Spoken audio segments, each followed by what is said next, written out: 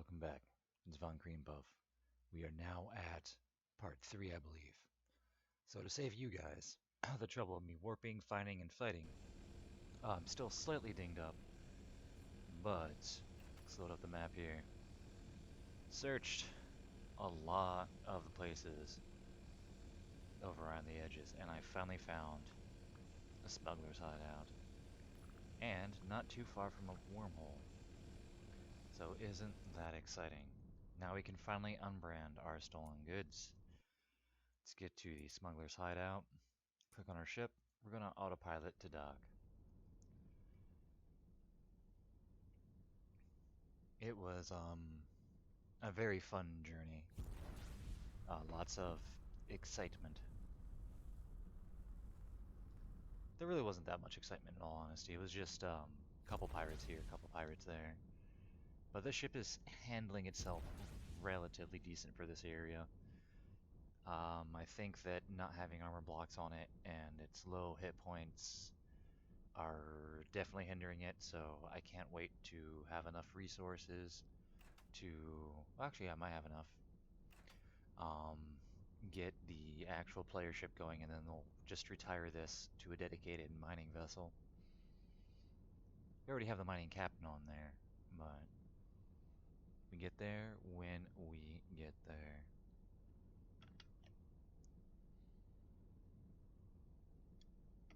Take a good sip of some delicious water. Gotta stay hydrated. I'm surprised at how much my water intake has increased over the last year. It's amazing what exhilarating manual labor will do. You should probably drink a gallon and a half, 2 gallons of water a day, and I'm still oftentimes dehydrated. It's hilarious. Okay, that's an exaggeration. Maybe not a gallon and a half, gallon or 2 gallons, but it's alright. Now we're gonna unbrand these stolen goods. Just work our way down the list. Just unbrand everything. Oh no. Sad face. Hmm. Wasn't there a... Haha.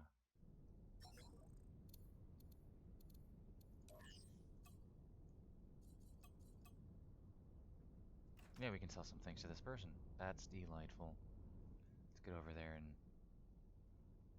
see what we can do. What luck.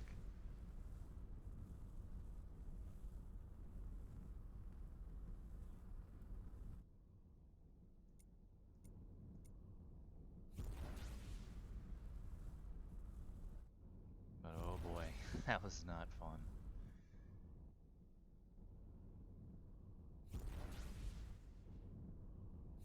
I've never had that bad rolls looking for a smuggler's hideout before. I have had times where like 3 of them are in one grid and I'm like, holy crow. And by grid I mean like, you can't see the mouse, but the not the light gray lines, but the where I'm wiggling the mouse, but like in this little like square right here. Anyway, let's hope we're close enough and we're gonna trade goods, sell to them, sell just everything. Must be closer. Alright, I think it's like .2 that we need to be.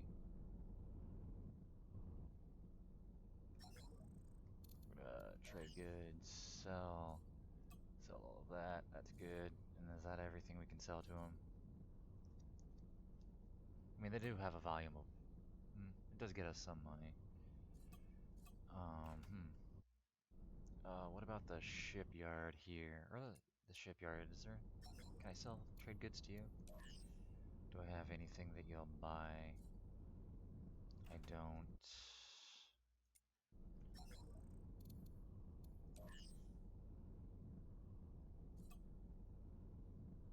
That'll work.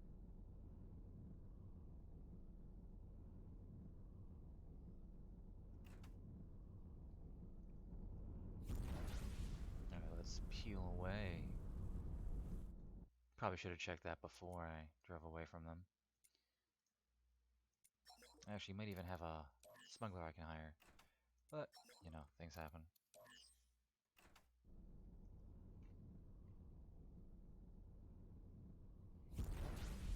But that gets us a little bit more money to play with.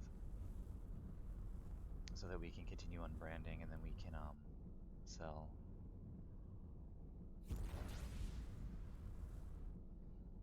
Though I would prefer having a merchant. I don't have a merchant right now, so you make do with what you have. I'm starting to learn that as I get older is you can't do what you want to do. Just utilize what resources you have to the best of your ability. Like some people are born lucky and they get to do what they want, and some people aren't. You just got to make the best of whatever your situation is. To be like, oh, if I had this, I could do that, and it's like, well, you don't have it, so you can't. Focus your mental energy on what you do have. Take stock of what's in your inventory and move. I still struggle with that concept, but I have been getting better with that, so I'm happy. Because I was much more ambitious when I was younger, but I'm still very ambitious, to put it mildly. Still want many things and to do many things. You know, like own land one day. I do one goal and one dream that I don't think I'll ever get rid of is I do want to buy land, a minimum of 5 or 10 acres. I'm really not sure yet, but I do want to buy land and just take time and build my own castle, if you will.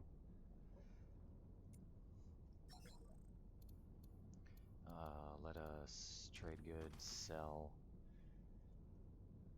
Let's free up some cash.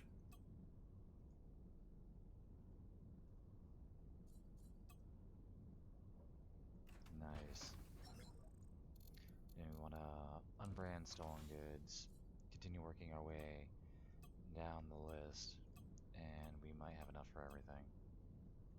How delightful. Now, with that being said, press T. I'm gonna go to just sell. Can it? Oh my goodness. Um, hmm. Only a 1% chance. However, the area is teeming with enemies. Well, you have a 1% chance of getting ambushed, and that is a significant amount of profit. Um, Captain Yardo. Have fun, dude. Yard? Like, what was that? Alright. And, oh, I thought there was a shipyard here. There is, isn't there? Yeah. So I'll be able to build a ship. So we're gonna just putter on over here. I'm gonna press B. And, I guess is gonna be our first player ship. What's a good name for it? I should have used the Phoenix for this. Yeah, I think I'll change the name of, our mining ship when it comes back, and our player ship will be, the Phoenix. So, let's see here. Names, names, names. I'm bad at naming chips, guys. Let me just look around my desk and see if I can think of something.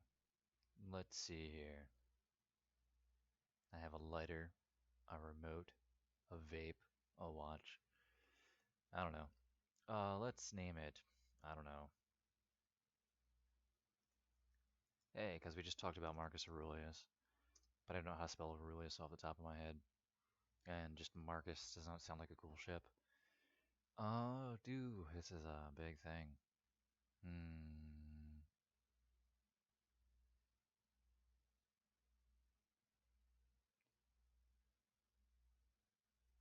Yeah, we'll just go to the Ragamuffin. Have that as a standby. Save designs. No, save designs. Don't double click that, good heavens. Hmm. A single, insane. That describes my personality way too much. Iron tit. But there we go. We're bringing that design back. I like this design. It's great. It does everything I needed to do. Going to apply the design. Immediately modify it to make it as big as we can. Nope. But I think until my ship gets back, well, I'll have enough to buy a crew, so that's fine. I don't really need a captain. I'm gonna apply that immediately. Alright. See, 15.26.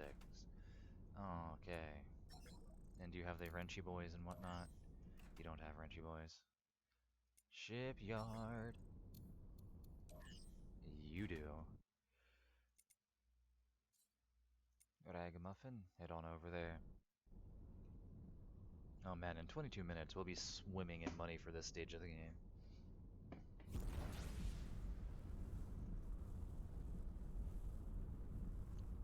So I'm looking over at OBS. Apparently this ship is much louder than the other one.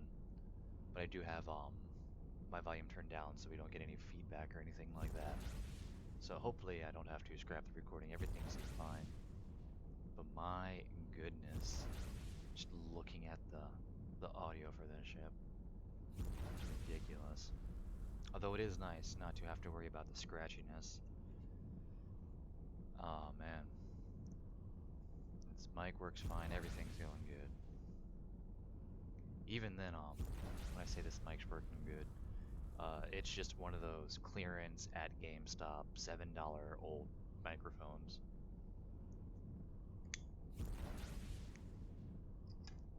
Because anybody that knows me, IRL or in games, I don't like spending money on anything. I don't like spending money at all. I'm just like, no. Like, I will totally put back, and if I'm at the grocery store, I will totally put back, like, if I get a loaf of bread and it's like 95 cents, and then I see a loaf that's like 93 cents, I'm totally grabbing the loaf that's 93 cents.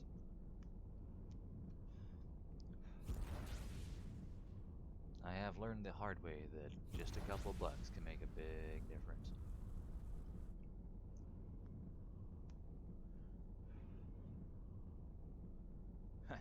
75 minutes. Maybe I should have bought some stamp. Oh my goodness. Standby crew for getting here. We'll be alright. I'd rather just buy the crew that I need once. Because what I like to do for the player vessel is, I need 3 Wrenchy boys and 3 double Wrenchy boys. Or girls. Um, well, 2 of them. I like to have the exact amount I need. Because, when they get leveled up, I think it's like you get bonuses in those areas based off of how efficient they are, how over 100% they are. And that's very helpful. The player ship having better speed is great for maneuvering. Um, the, well, whatchamacallit, the mechanics for the faster repair if you're taking a lot of damage, that's great. Get back in the fight much quicker. Although this is kind of relaxing, but probably go through the inventory and look what we got. Point defense cannons I'm going to keep because they seem to hold their weight even if they're at a low tech level. That's pretty good, decent range. But a bursting chain gun, so I'm just gonna trash. I'll probably salvage it to get some components so I can build something better. Ionized chain gun. That's really pointless in this area, and by the time something being ionized is helpful, we'll have better stuff. Purifying mining laser, those are always good. Long range chain gun with four click range, that's great. Dual chain gun, yeah, we got a decent haul. Um, real good overall. Our haul was good overall. It wasn't. It may be small, but that's not all. The game was rated T. It had alcohol. Hey, mine's sweet. Did they wipe you off your feet?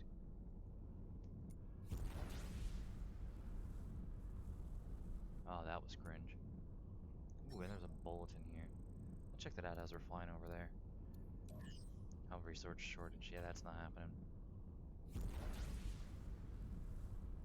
That purple one I think is for the DLC black market. I did finally buy it a while ago, but I've never done anything with it to the best of my knowledge. Well, I've never started that chain of quest.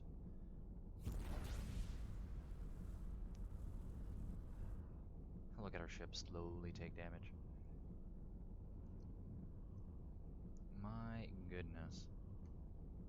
How relaxing. Oh man, it's like you're on 95 during rush hour near Fredericksburg in Richmond. Anybody out those ways ever notice? Like, I only go up that on 95, at least near there, when I'm going, back to Jersey or back to where I am. Um, yeah, it seems like people drive crazy, but the ones that drive the absolute most terrible and cut people off have these weird license plates. I can't figure out what state it is. It just straight up says U.S. government. So we need to figure out what state that is and why people that have those tags drive so bad. Um, Cops really need to pull those people over. But what can you do?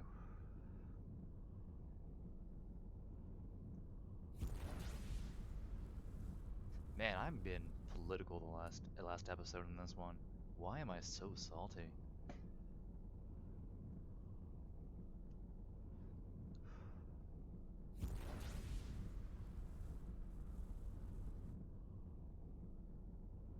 We're almost there. Exciting gameplay. But man, oh, when you do, you're almost halfway done. We might get there by the time it everything clears up. But yeah, I think we are definitely going to be pirates, which will be fun because there's a smuggler hideout. There's a wormhole.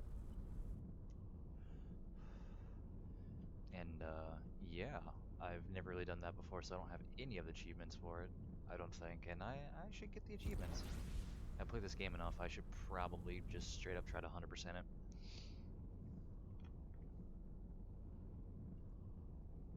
Back in my Xbox 360 days, I had to get like achievements for any game I played. And then now that I'm much older, I kind of stopped caring. Then again, some achievements are just absolutely stupid. And I hate achievements that are kind of pointless, that like aren't really an achievement. It's like completed the tutorial, took your first step.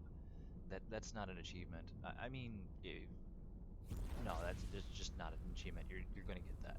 I hate freebies. Like I want my achievements to be significant. And even then, because of how cheap I am, sometimes I get games well past their use by date, if you will. So sometimes like the multiplayer lobbies are shut down or there's like nobody in them, and a lot of achievements are multiplayer, so you're never going to get them. That I don't mind because I mean it sucks. I'm not going to get them, but at the same time, it's like they were achievements when the multiplayer was active. When the game was active, they were achievements.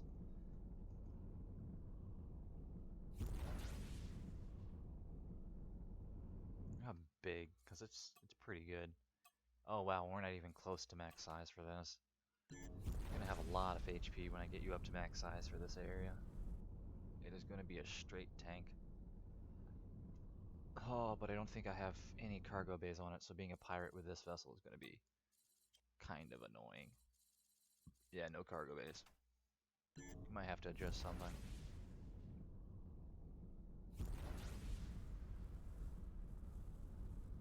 Or I could have a weaker ship tag along with me. Splurge, get an energy suppression satellite, put that somewhere nearby. That way the ship doesn't get blasted to bits when I'm away from it. Because bounty hunters are a thing. And they sometimes are a little bit more powerful than the normal ships. But I do hate when all the ships in the area are doing like I don't know 300, 400, DPS, and then you get that one ship that warps in, and sometimes a couple, and they just straight up have like 1.4, 2K DPS, and I'm like, alright. And especially when you're getting swarmed, it's like, who is doing so much damage? Run. I do enjoy that though. As much as I'm complaining about it right now, I do find it fun. Because there's nothing like, alright, I can weather this damage, then you just see your health bar drain out of nowhere, like, what just happened? We're almost there. How fun.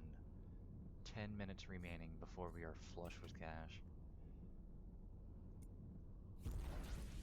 Stick with me and you'll never need money again. No, we will definitely. That's not a significant amount of money.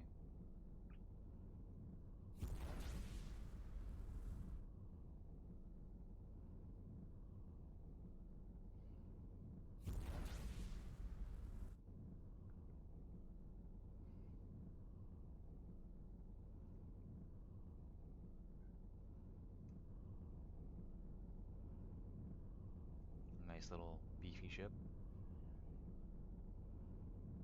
Although when it gets large, like I noticed that with this design that I pretty much have for all my vessels when I was playing, um, although the civilians straight up have no armor, but the I did notice that when it gets large, the integrity field generator that I have in there doesn't quite cover everything, and I just don't care about making it better.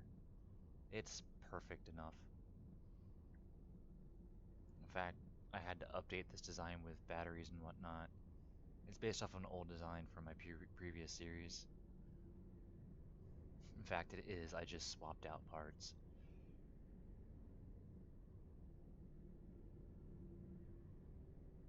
Because I kind of like it. It's, a cute little arrowhead. I definitely am going to paint it up, though. I'm thinking white and pink. Let's see here. Hire crew. We need 3 of you. Welcome aboard. We need 2 of you. Welcome aboard. Let's get... gonna need a fair bit of miners. So let's get... or not miners, gunners. Let's get 4 for now. And then we'll fill out some generics for the rest of the crew slots. There we go.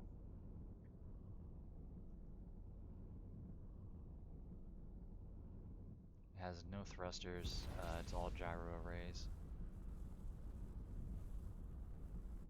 Although I think I should probably put another generator on it. I don't think the generated energy, required energy. Oh my god. Well, it's probably red simply because I was boosting. It's still red. It's probably because of how close it is. But it'll be fine. Let's see here. Required energy, generated energy. I have 183 left of titanium. Not gonna worry about it. Can I make you a little bit bigger to fix that problem? Not by much. Not really. Alright. Let's build this turrets by DPS. Actually, I want to rip them off the other ship. 7 minutes left. Alright. Well, if we wait in 7 minutes, we can take the time to just head here, and then we'll start exploring around the sector. Because if we're going to explore around the sector, then we're going to set the other ship up to mine, and by taking care of the pirates, it'll make it safer, and things like that.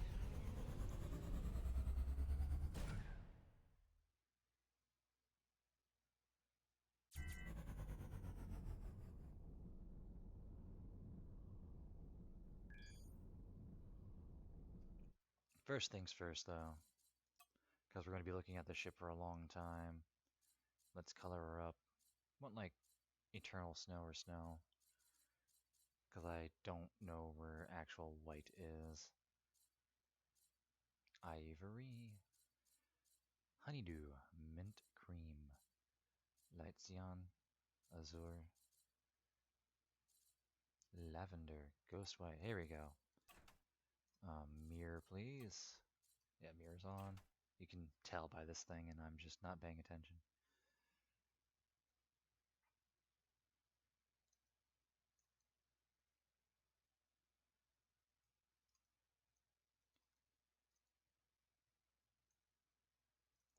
Alright, get the back, because I always forget the back.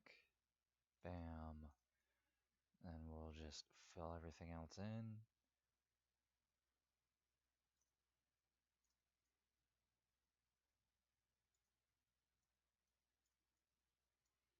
And let's get a nice little pink in here for the edges. Probably stared right at it. Nope, they're down here. Eternal Dark Orchid. Ooh, that's nice. That's magenta. Huh. Eternal magenta. Hot pink. Although, purple would be nice.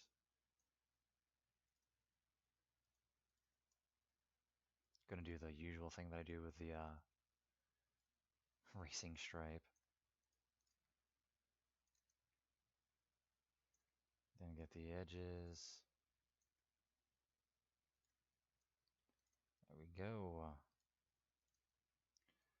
I'll just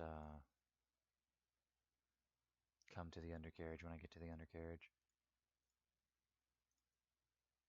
And that is fine by me. I mean, I usually should probably do something down there, but nah. There we go. It's just a little bit prettier. Not by much, but enough. Yeah, I'm happy with that.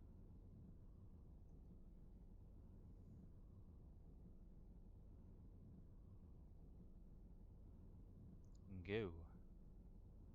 Fly, fly.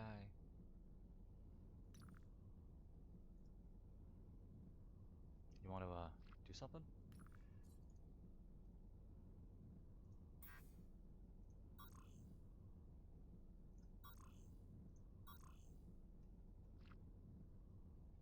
Is it just what?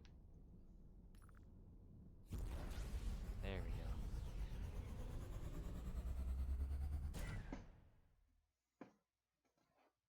How delightful. 5 minutes to go for that. I just saw that I missed this. Fixed.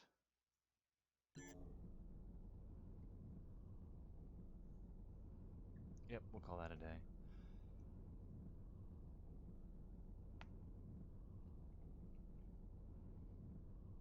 Ah, you can see inside the ship.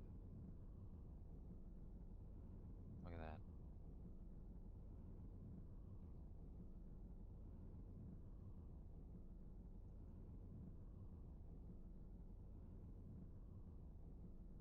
Ah, you can see one of my frontal generators.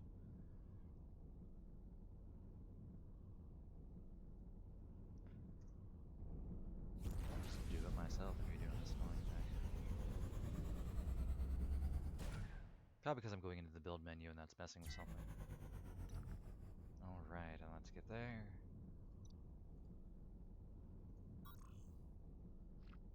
Alright, so do it automatically. Ah, that's fine.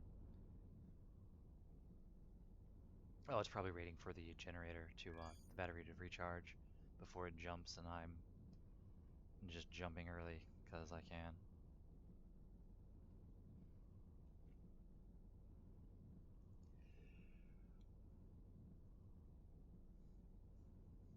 So let's watch that and see if that is what it is.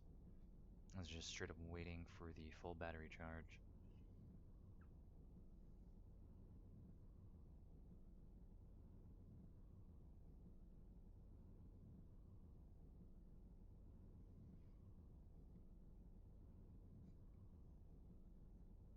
It's a pretty good. All right, fair enough. Yeah, it looks like it is waiting for the battery to charge up. What do you know? Impatience with me, Von Cream Puff.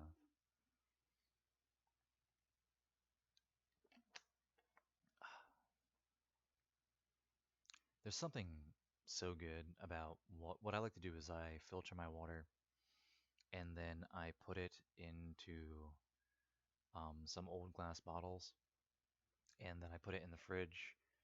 And the great part about that is you don't get that plasticky taste that you do with most containers. So just cold filtered water out of a glass container is delicious. It's probably one of my favorite drinks.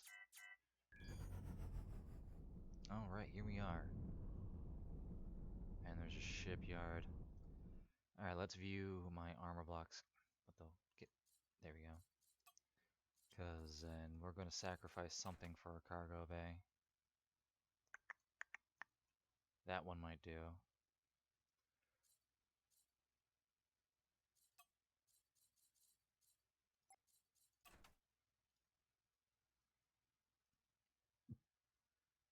Okay, so those are the edges. I'll just do the center one then. There we go. It's my cargo hold. Yeah, that's good enough.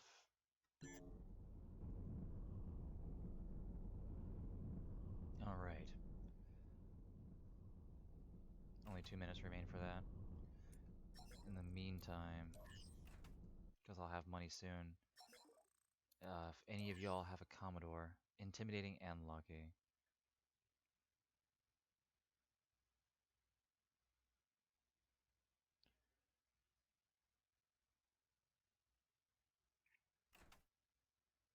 Yeah, I think we found a new miner for that vessel.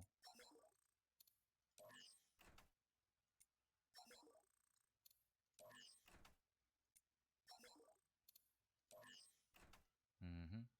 Was it a noble metal mine? Yes. We're gonna double click on that to get over there. Tell our ship to dock. P, 2 minutes remaining.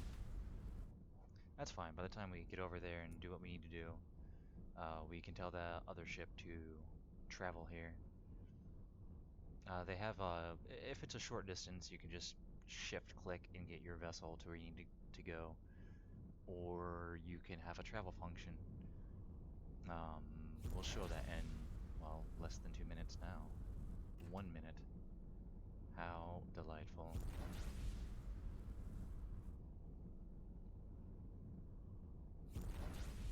And it sounds like the birds are waking up outside, which is always nice.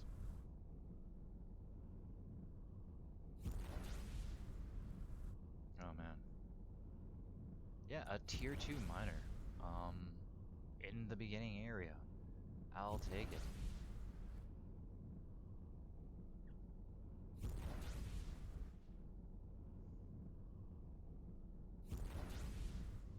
That poor dude. Oh, she, I think. Um, Yardu. Finally did great, did a good job, and then we're just gonna fire them. Thank you for working at Amazon. Bye.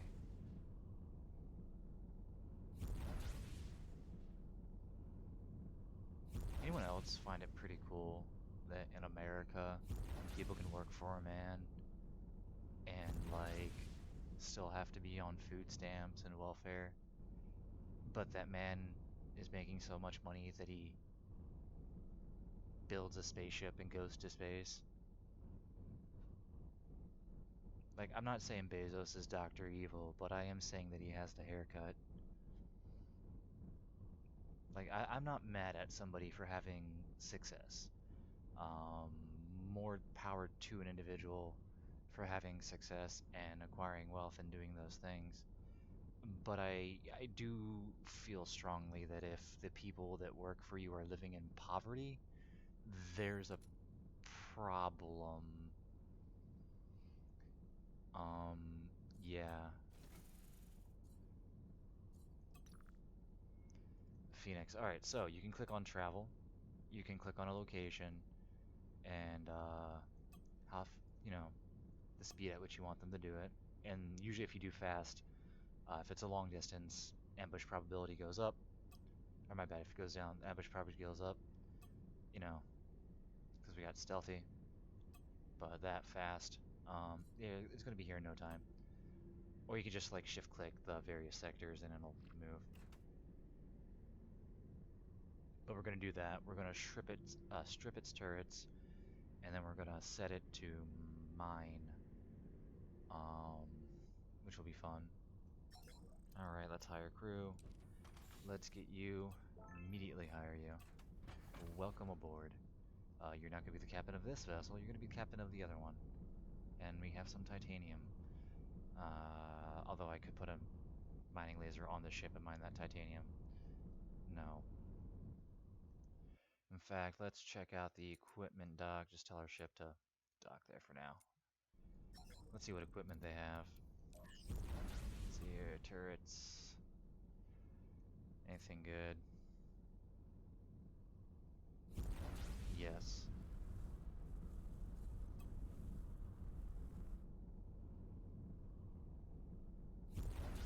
Probably pick up the auto turret subsystem because I like me some auto turrets. And another mining laser would be nice. That's definitely going to be nice. Yeah, picking up these a lot of these things is going to be really nice. All right, time remaining 1 minute. Oh, welcome, welcome. You, sir, the Phoenix, can just escort me to get you close by. In fact, let's stop moving so we can do this.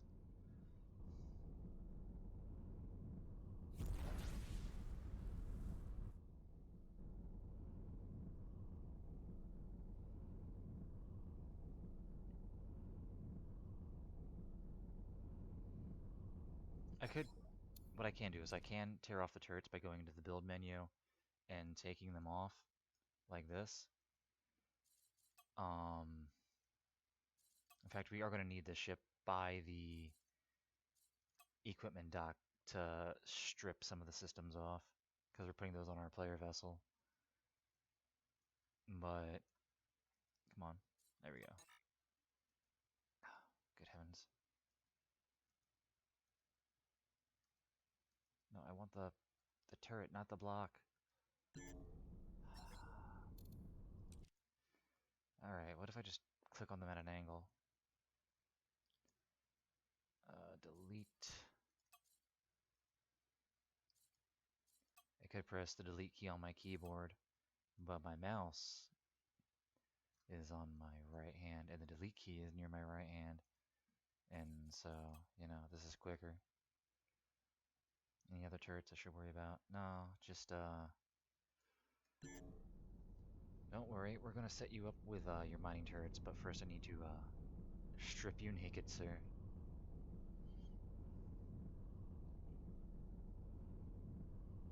Oh, I already stripped you naked. Now I'm swapping you out. This is the worst orgy. It's like, I'm done with you. Bye. Alright, so the inertial dampener on this one is not, quite efficient.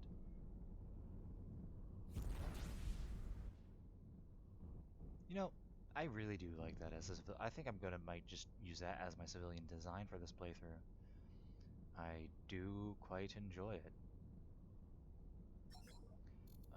Trencher cargo crew fighters. Boom. And then, I mean, well, that means we have a captain on our ship, so that's nice. There you go. Now, I do want to enter this ship now. And the equipment dock is not too far away, so that's good. Autopilot on. Take autopilot off. Haha.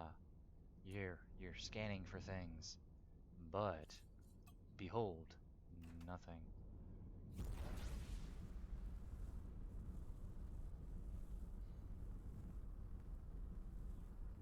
Yeah, I do like this as a civilian ship.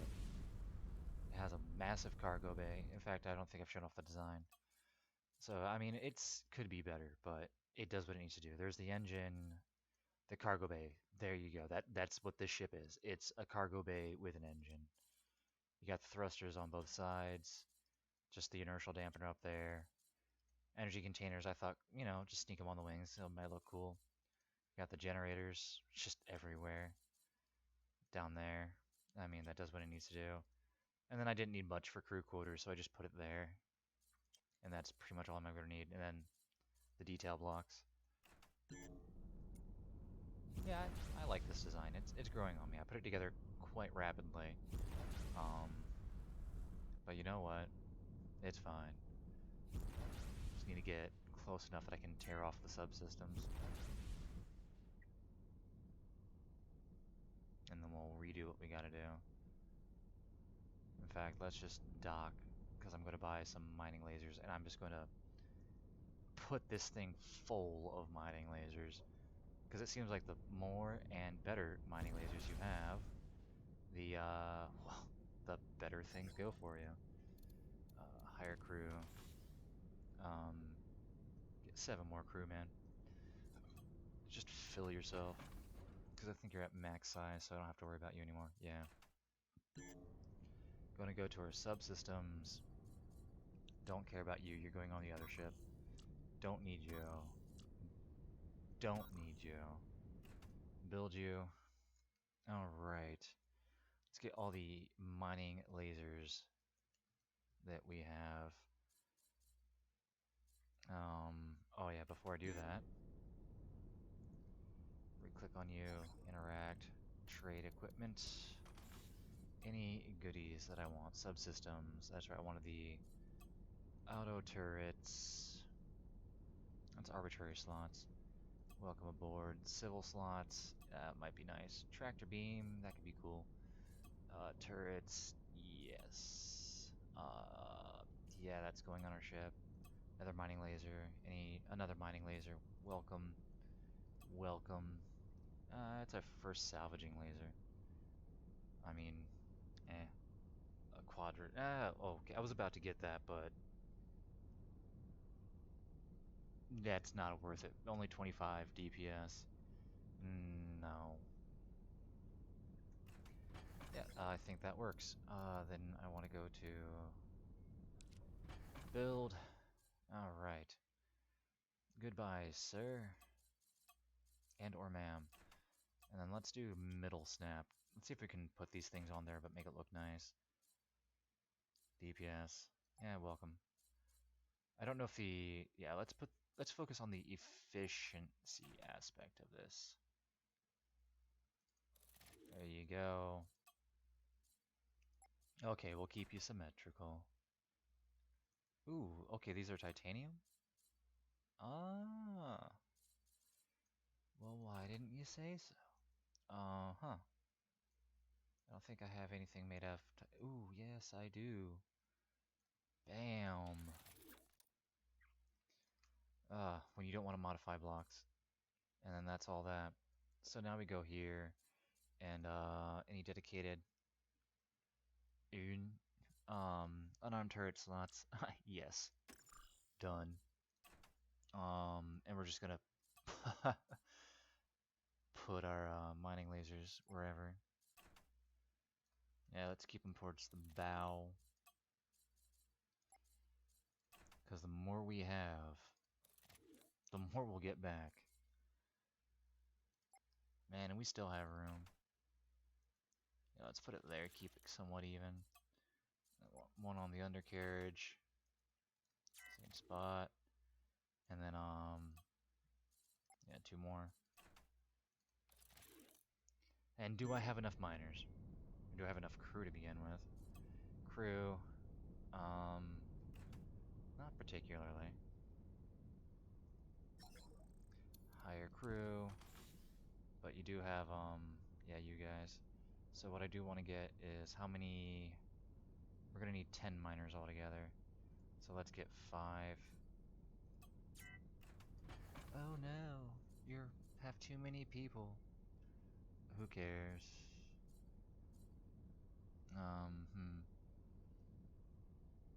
Okay, we don't need you guys being gunners anymore. We'll auto-assign and get rid of 5 people. And that'll be perfectly fine for this. Actually, let's see here. I have 3 all-arounders.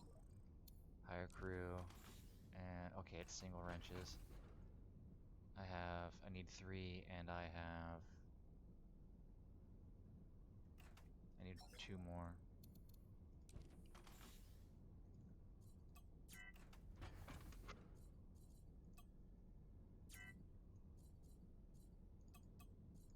There we go. And that'll, I mean, I don't think that's really going to mean anything when it's out and about doing its thing.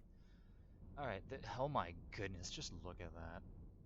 All that crazy stuff. Let's see what it looks like when we mine.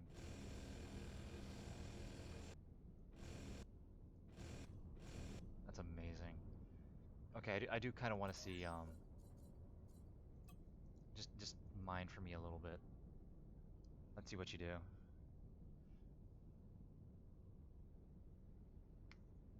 And then I'm going to put it on auto mine, but as of right now, this is kind of, I just want to see how ridiculous it looks.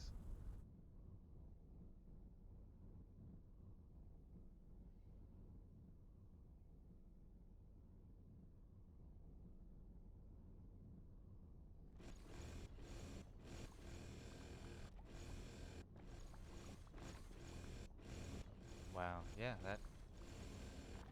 that's tearing through.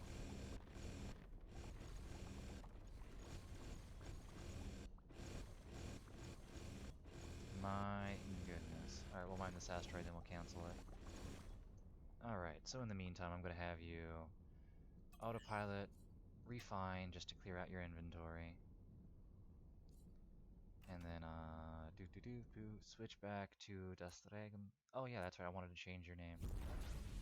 Hmm. What is it? P? Ragamuffin. Set name. Just Ragam for now. Rename. Phoenix.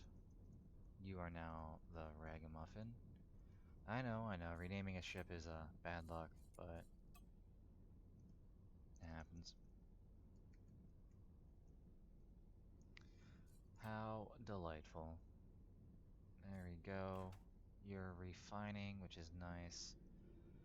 Then I want to go to the Phoenix. I'm going to set the class on the Phoenix as a flagship.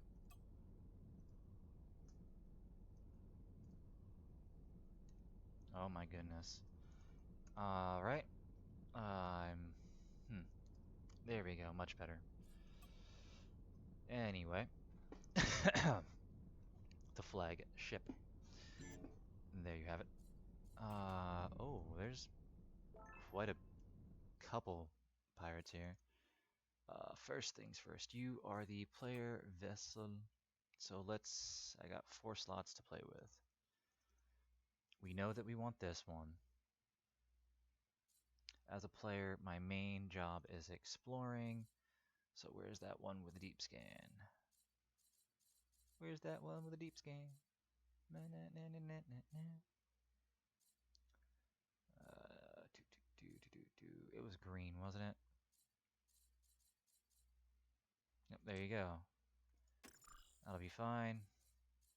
Then your second job is to just talk to people. Alright, DPS. And we want my bolters. Do we have enough?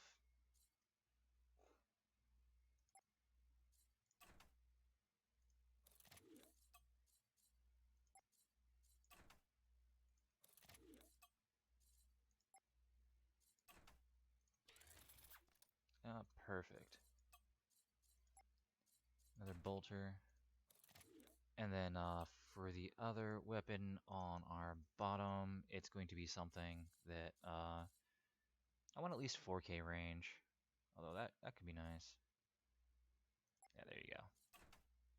Because, I mean, if you can't hit the enemy, what is the point? How many? I got a couple more slots.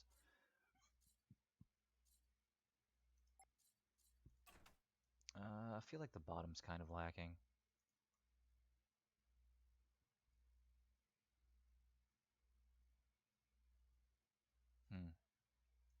Well, back here I know is lacking for actually hitting enemies. So we need that. L, yeah, and point defense. Where's a good point? Alright, there you go. Having you on top of a crew quarters is sure to be great for your longevity. And, yeah, I think I'll put a... I mean, I don't want to put it on the dock, but that would be the best spot.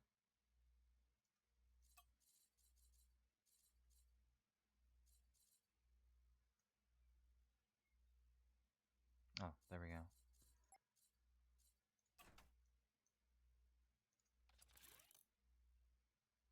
Alright, and there we go. Press I for ship. 1, 2, 3, 4, 5, 6. Oh, that works out perfect. Because then I can put all these guys to auto. And these don't take an auto slot. Welcome aboard, you're number 9. Crew. Eeh. Oh boy. Just enough crew. Leroy Jenkins. Oh my goodness, why are you guys... Leave my ship alone. I just got that thing. No, not attack auto. Auto fire, auto fire. And you.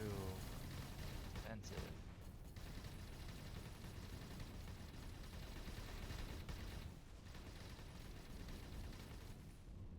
Oh, please don't auto fire through their station. Thank you. You okay? I'm sorry, Ragamuffin. Well, we got money for that. That was, quite a bit. I still need crew. Oh. No, I don't. Alright, and once our ship is done being pushed away, which it is, going to check on there. Bill, just repair it. I'll pay the price. Full repair. Yeah, no, we don't. But it's not missing any blocks, so it might be okay. Sometimes if your ship is like damaged, they're like, I can't work like this. So stop. Mine. How's it looking? Even though you have, you're perfectly fine. 10% chance of being attacked. 3%.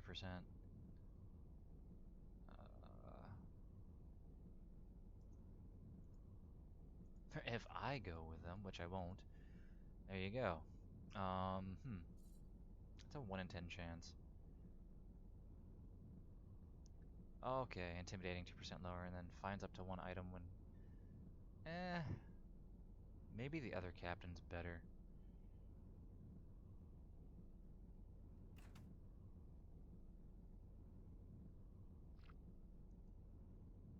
But the refinery prices... Well, they even each other out. You were connected, you were stealthy, uneducated. Man, am I really gonna have to get rid of a level 2 miner? No. But yeah, so... I'm just gonna send the Ragamuffin to mine. Have fun. Don't die. Yeah, good luck.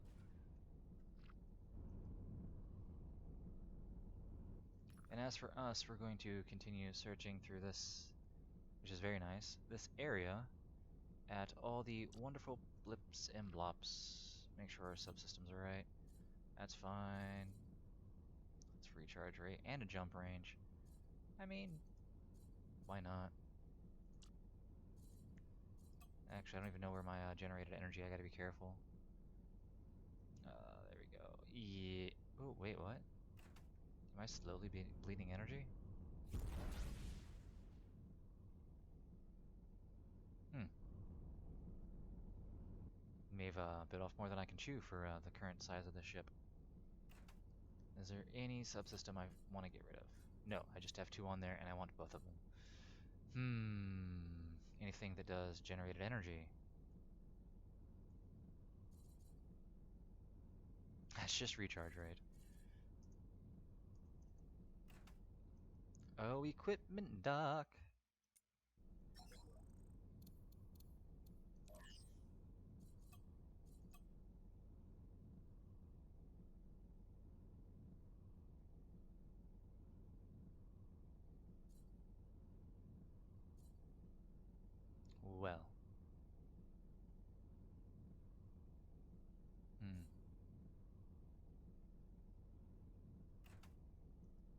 Let's find out what will happen.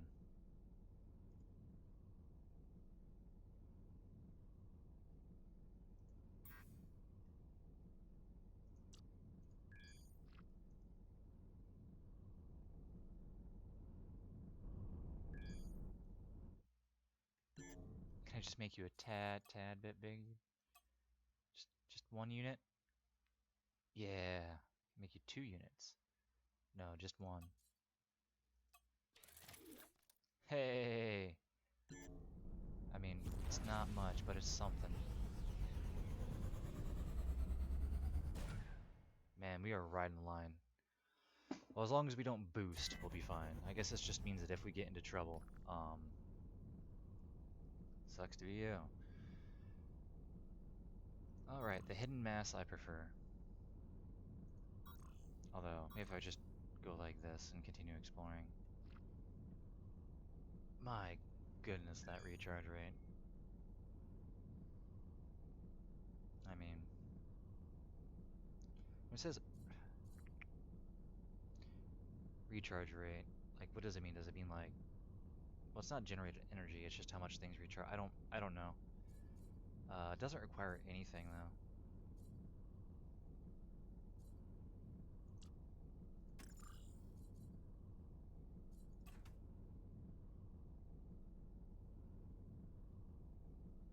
Well, we're not using the slot for anything else, so may as well for now. Does that mean that like I'm generating energy, but or is it like the time between? I don't know. I never messed with them.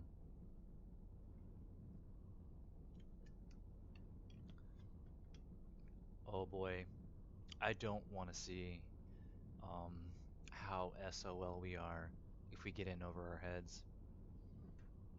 But this is a stronger ship, at least in hull point wise, than the other ship. The other ship had like what, 9k hit points, and this ship has already 13.96.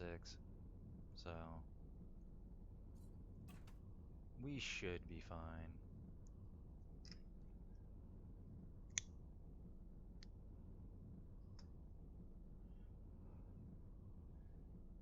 Wow, how relaxing.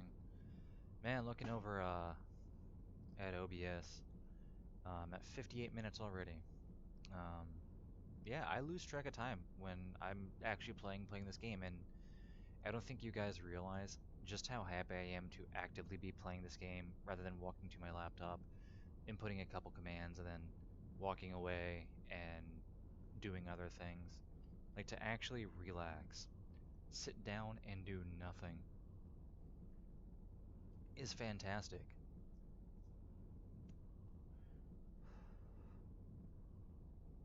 Like just doing nothing is great. Like one thing I've even gotten in the habit of doing when I do have the time is yeah, just sitting in my apartment and doing nothing for about 15 or 20 minutes, just clearing my mind, decompressing.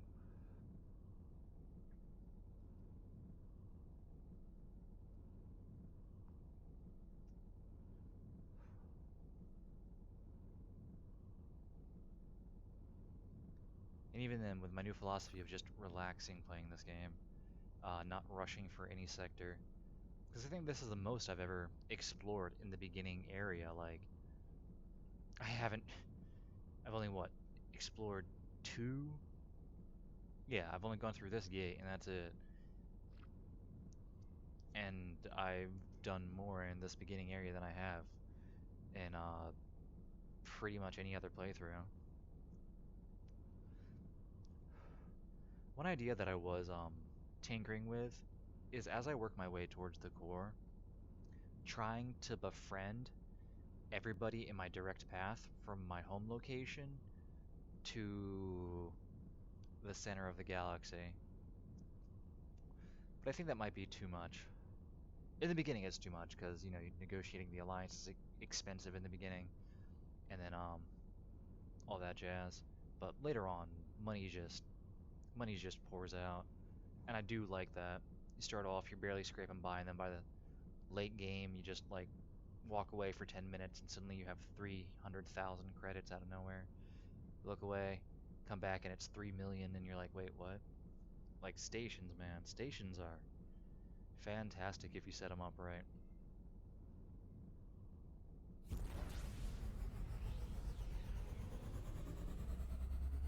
Oh boy. Although we know where a pirate shipyard is, I do want to get a little bit bigger before we attack the pirate shipyard though. Because usually their corvettes there are significantly stronger. I think the corvettes we saw in previous episodes are doing about 400 DPS, so that can quickly ruin the day of this ship.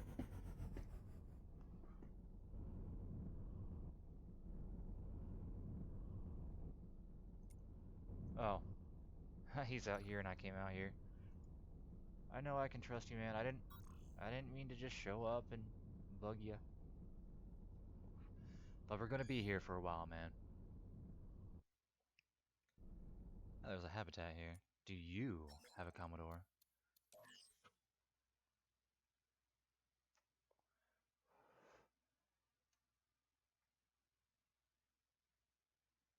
Hmm.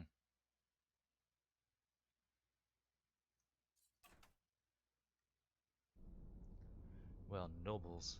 Good heavens. We won't want anything to do with the lower classes, so we will not be talking to nobles. Disgusting cretins.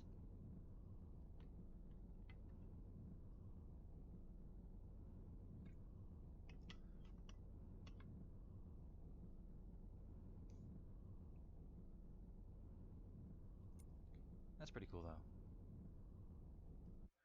Guess while I'm here, I could check out the Ragamuffin. Let's see the Ragamuffin in action. My goodness. It is eating those things away. That makes me happy.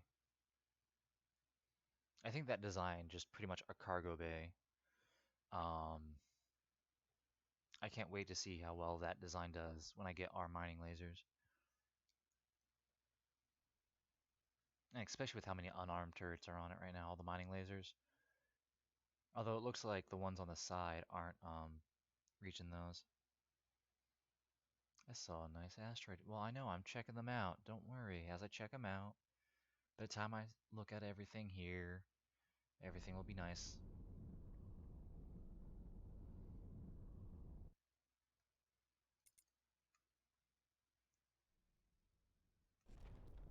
That little boop. Just, man, that's gorgeous.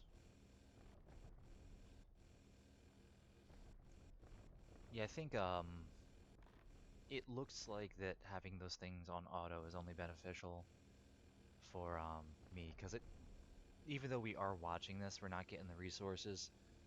It's already calculated how many resources we're gonna get every 15 minutes, half an hour. So this right here is just cosmetic, I think. It doesn't affect anything.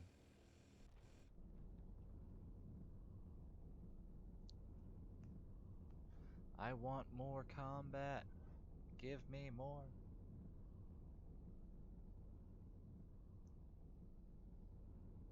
I don't know how to design turrets, so there you guys go. That's was a quick design I did.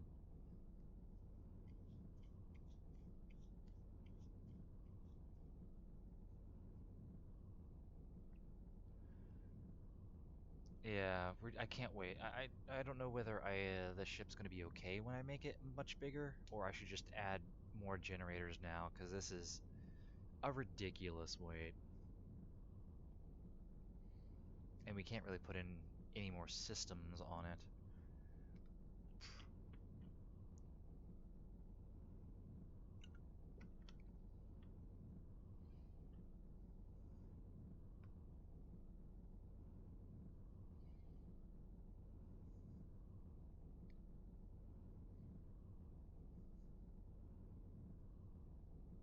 Well, if you want to check out other sectors, just go, dude. Like, do whatever you want, man. But you work for me, never forget that. I take all of your labor. But I treat you well. I pay you. You can have your own ship. a text box that says, I like these colors. I'd even paint your ship those colors. Just 'cause you're such a hard worker. I know I just hired you. Don't let Yardu hear that. Um, she gets a little bit sensitive. I think she knows we're gonna fire her.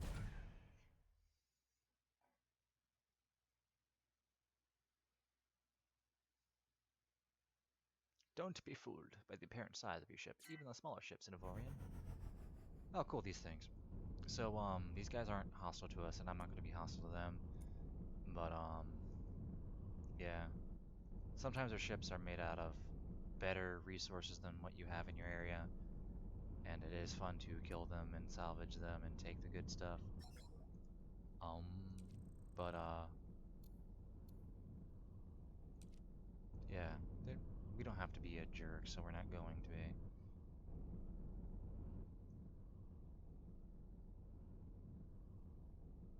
You know, I've never tried to mine the asteroid from them.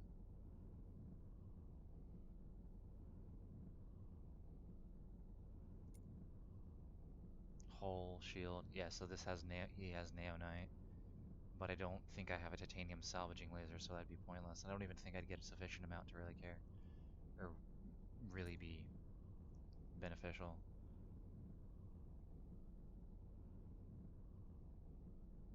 Am I doing this right?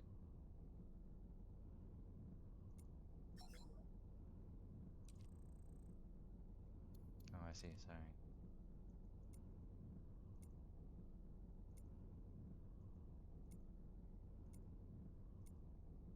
Well, even then, you have three tick marks. That means you're a little bit more powerful than us. Yeah, firepower 640. Let's see what the actual shields and hull are. Relations bad. Bad. What did I do to you, man?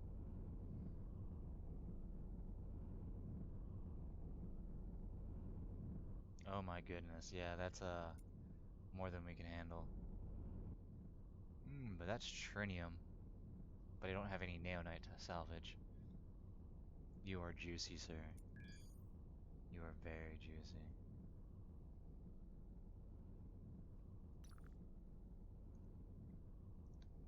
Huh. Comments that'll get you on a watch list. You, sir, are juicy. My goodness. I'm glad that I don't see those, remember those sweatpants that were popular years back?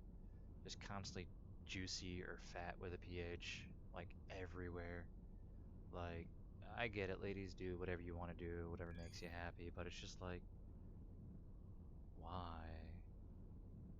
Like me personally, I don't like clothing with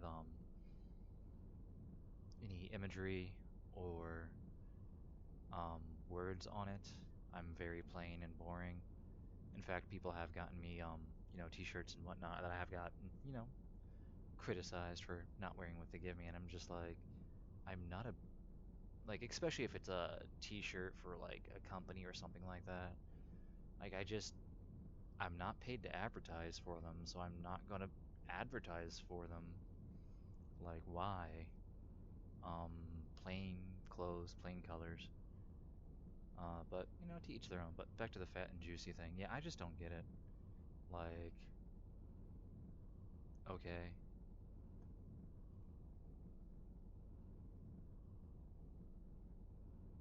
it just doesn't make any sense to me. That and you get curious and like there's those fucking wow, I swear too much. But there's those shirts that have paragraphs on them. And I am a curious individual, so I have to read. And so, you look at somebody and you read it, and then, people are like, well, you're staring at my chest. And I'm like, well, I was reading, but, the tits are nice too.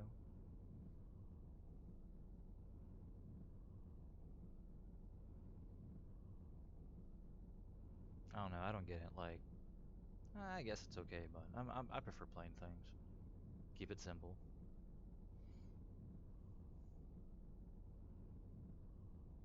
That, and I'm also the kind of guy that hates billboards and advertisements while driving, simply because it's just like, if I had a product and I walked to the side of the road with a cart and I had a sign, I'd get in trouble for having that cart and trying to sell to people as they drive by.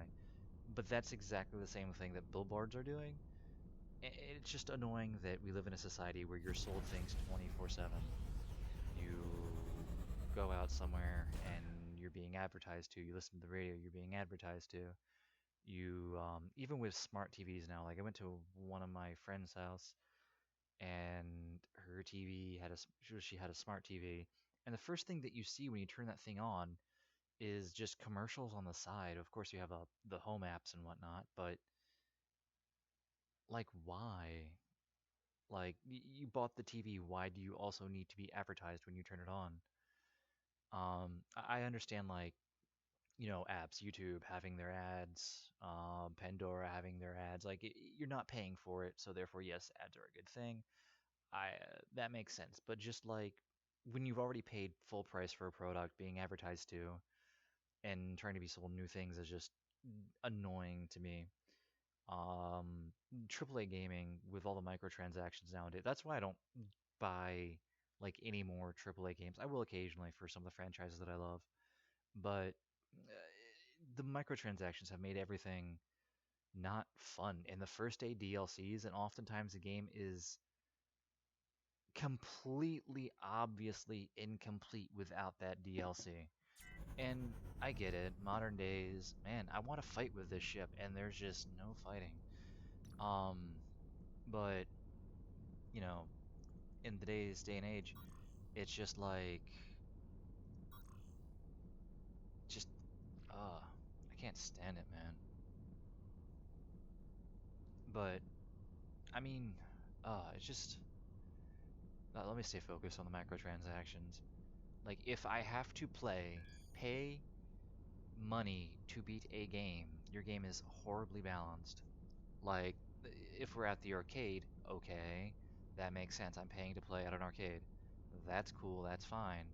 But if I paid full price for a video game and I download it, and the first thing I see, like I've straight up refunded games that I've gotten, and it's clearly just an advertisement to buy something randomly. Like I'm playing games to relax. I do not want to be sold a product while I am relaxing. I want to relax. I want to decompress. Um, it's just, but people have been complaining about microtransactions forever. Like I'm not against microtransactions completely. Um, I think that free-to-play games deserve them because they're free to play, and that's how they make their money. Competitive games, I think when the item that they're selling is unbalanced, uh, that's clearly a pay to win, and I hate those mechanics. I I don't mind if you're paying for a cosmetic item or something cool, like go ahead, straight up, that's awesome. Um, I don't know, man. I do acknowledge that modern video game titles require more money to produce, but then I'm on Steam and I see an indie developer create a banger of a game for like fractions on the dollar compared to AAA. And it's just like, I don't think that money in gaming is used on gaming anymore, especially in the AAA. I think that money in gaming is used to benefit the owners of the company and the shareholders. That thing. I hate that word shareholders because when you look it up, like most stocks aren't even owned by a lot of people. Most stocks are owned by a very few people.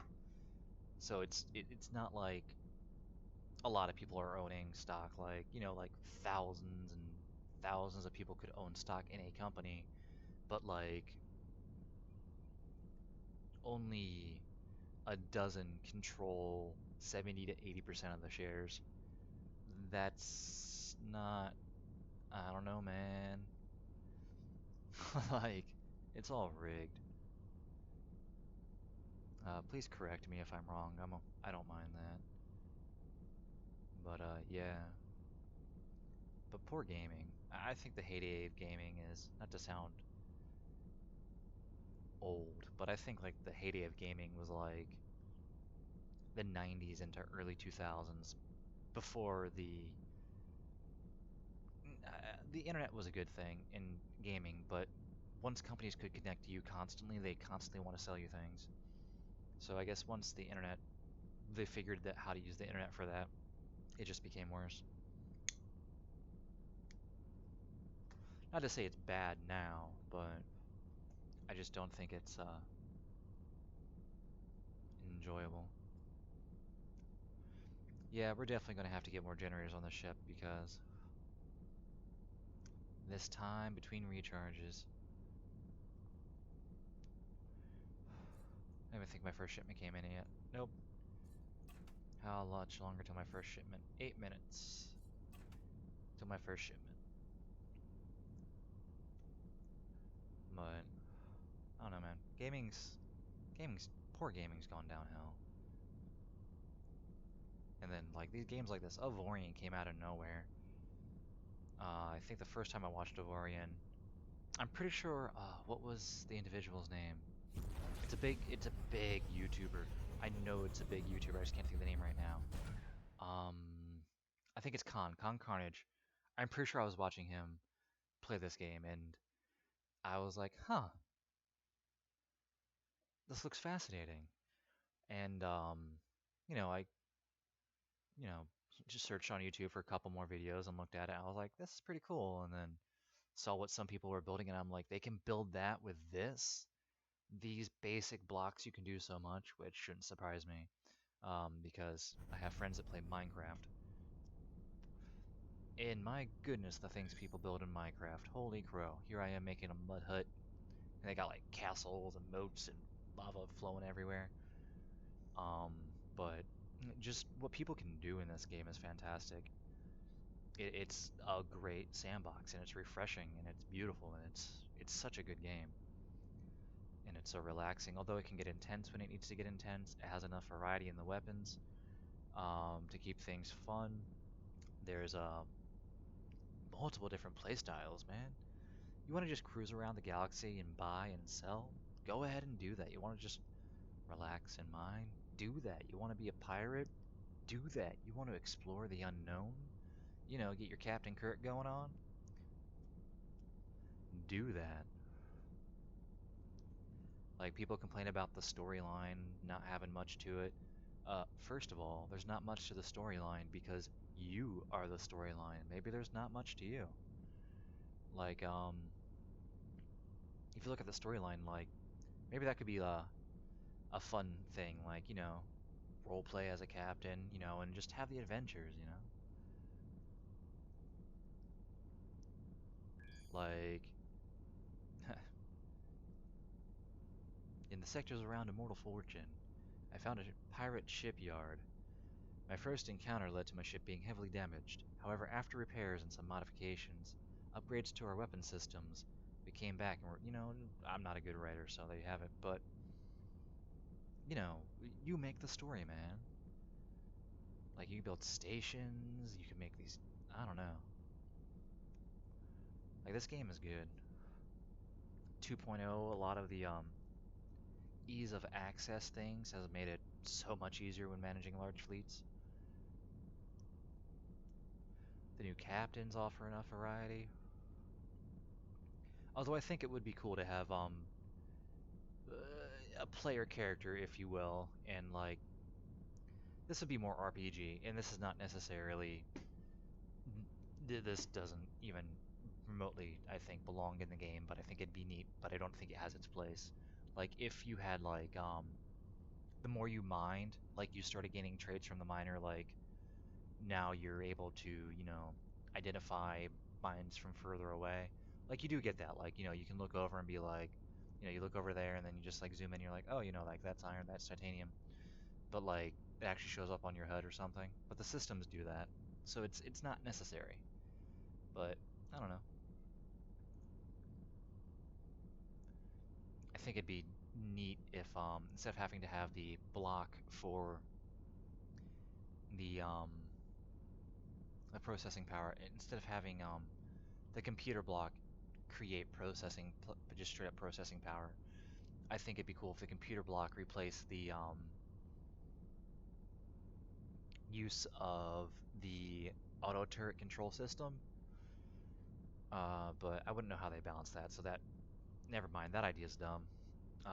But as of right now, I prefer other blocks because just having added processing power takes away from making your ship more durable and things like that, and you don't really need to squeeze over that edge anymore to get that next slot because you're locked in, which is fine. But yeah, I want to get into one fight before I end this episode, and then I promise I will fix up this ship, and in fact, I won't come back until the ship is fixed, because this is too much downtime, and I'm rambling, man. Like that, and I want to get in one fight, then I want to end the episode, and then I'm gonna go to my soda stream. Speaking of selling products, good heavens. But that's a product that the initial investment is significant, but when I looked at how much money I'd be saving in the long run, it's quite good. Because I do drink a fair bit of soda for the sugars, for the quick carbs to wake me up and get going, and the caffeine to get me going, and that saves a lot of money. I do want to look online though to see if SodaStream has a metal or a glass bottle because I don't like the taste of their bottle. Like when I'm drinking water out of that bottle, ugh, it's disgusting.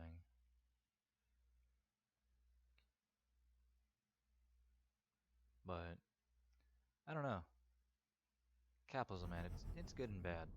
Just give me a fight. All right. Delivery adhesive. Anybody have like free slaves or anything? Not hire crew. Good heavens. Bulletin board. Bulletin board. Oh, here we go. 3-8 yada yada.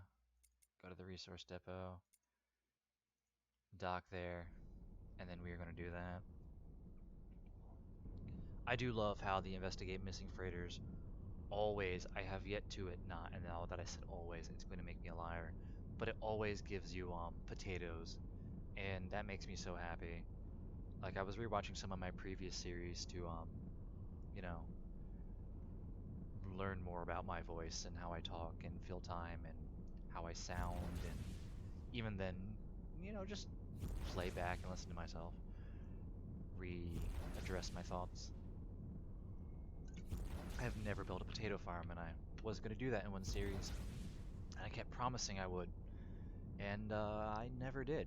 So I guess, unfortunately, that shows that my lack, it shows my lack of integrity. So I do need to make a note and attach it to my desk and just write potatoes, and I'll know. Or just write what would Samwise Gamgee do. Samwise gets a lot of love, as he should. He's like the best friend that anybody could ask. But the one thing that I like about Peter Jackson's interpretation of Lord of the Rings, one, it got me into reading the Lord of the Rings books because before I watched the movies, I didn't, I never read the books because I never cared about fantasy. I was a history, philosophy, psychology type person. But that got me into wanting to read some fantasy.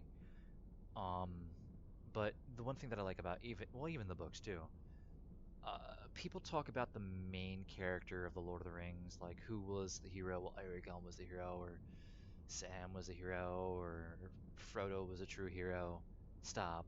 You're all, in my opinion, um, you all are wrong. They're all heroes because they could not have done it without each other. And their bond that they had for each other helped them persevere and carry on and do what needed to be done. And even getting to see the character's development was amazing. Like in Peter Jackson, you see what's his name? Good heavens, I need to watch it. And again, Boromir. He succumbs to the ring, and of course, puts on the ring, and dips out, rightfully so. But as soon as Boromir realized what he did, he was overcome with guilt and grief. And I mean, he did die later, but I hope that's not a spoiler for anybody on this channel. By the way, Boromir dies. If you've never read the books or seen the movies, welcome. Anyway, but he realizes that he's done wrong, and he immediately makes amends for it. He starts fighting, and he does what it, and he does wind up dying, but even Aragorn didn't hold that against Boromir, because the ring is, that power corrupts. Let's here accept. All right. For some time now, freighters taking yada yada have been, yeah, report once you have 45. I do, I think I have like 133. I'm ready to find those freighters. I think I can do that. I will do my best. Yay. And then I'm absolutely certain. Please still be potatoes. Please still be potatoes. Yes. Um, I just love that potatoes are what pirates want to steal in this game.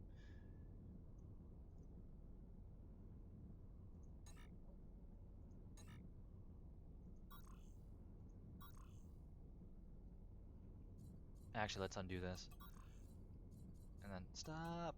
And what we're going to do is, just so that I can clear them out as I travel, I'm going to go there because we can explore there while our engines recharge. But I think that's pretty good. Like, Boromir is a hero in my eyes, even though he did succumb.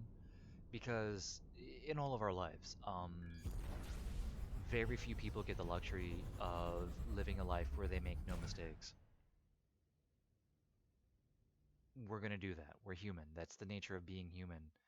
Um, we're gonna make mistakes, but some mistakes you can make amends for. Um, some mistakes you can move past and grow. Some mistakes you're stuck with and you do have to pay your penance. That's a big thing. That's kind of why I don't agree with the way that many Christians act and why I've fallen away from Christianity as a whole, even though being raised, Lutheran. But I mean, let's focus on Lord of the Rings. Uh, the growing as a human being is the biggest aspect of being human, learning, adapting, changing, making the world a better place. It is just what you're supposed to do, in my eyes. At least I mean, some people are happy living their lives. I mean, I don't understand how. Like, if your actions are actively, like, there are things you can control and things you can't control. But if the things that you can control are making your life worse, why are you going to continue to have those? There are things that you can't control that can make your life worse or unbearable or even, you know, end it. But needless to say, those things you can't control, so it is what it is. Um, we're gonna go over there because usually by the beacon there's a ship, and then there's a secret stash. But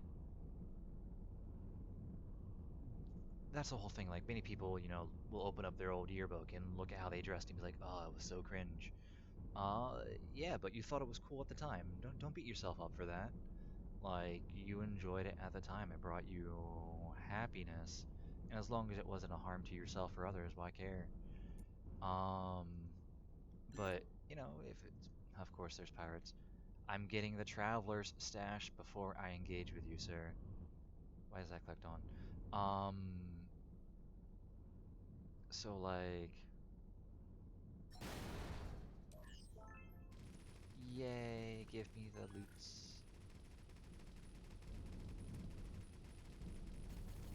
But, yeah, just grow and change and adapt. Like me, I've definitely been very cringe or acted in a way that was not beneficial for the nature of the individual that I want to strive to be. But it is what it is. And you also, I think that a thing that you have to do is the things that you can control. If there's things that you can control and those things or individuals are constantly putting you in a precarious situation where you can't take care of your basic needs, um, you have to weigh, is this individual worth or individuals keeping around? Um, and if, they just constantly get in the way of basic necessities, you just got to get rid of them. Like that's something you can control, or your environment. If you can change your environment, do it. Sometimes you can't change your environment. Sometimes you can't change your individuals that you're around. That's just the way it is. But if you can, do it. If you can't, it sucks, but I mean, either get over it or do what you can till you can get rid of it. Like in December, individuals that I know put me into a very precarious situation because they wanted me to acquire an item in a very limited time frame, and that's of course when I was working 70 hours a week and I work nights. So acquiring that item was difficult, and well, needless to say, um, it was and even then to buy the item, the place to buy that item was only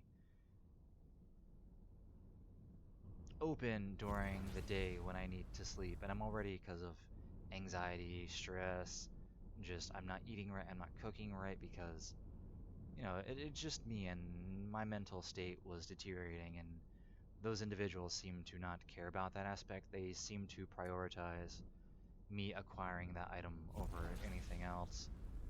Um, and in fact, it wasn't until because I was trying, man. I was really giving it my damnedest. I was trying so hard, but you can only do so much when you're sleep deprived, going insane, fighting insomnia, fighting depression, fighting suicide ideation, wondering if there's any meaning to life or what's the point of even doing anything.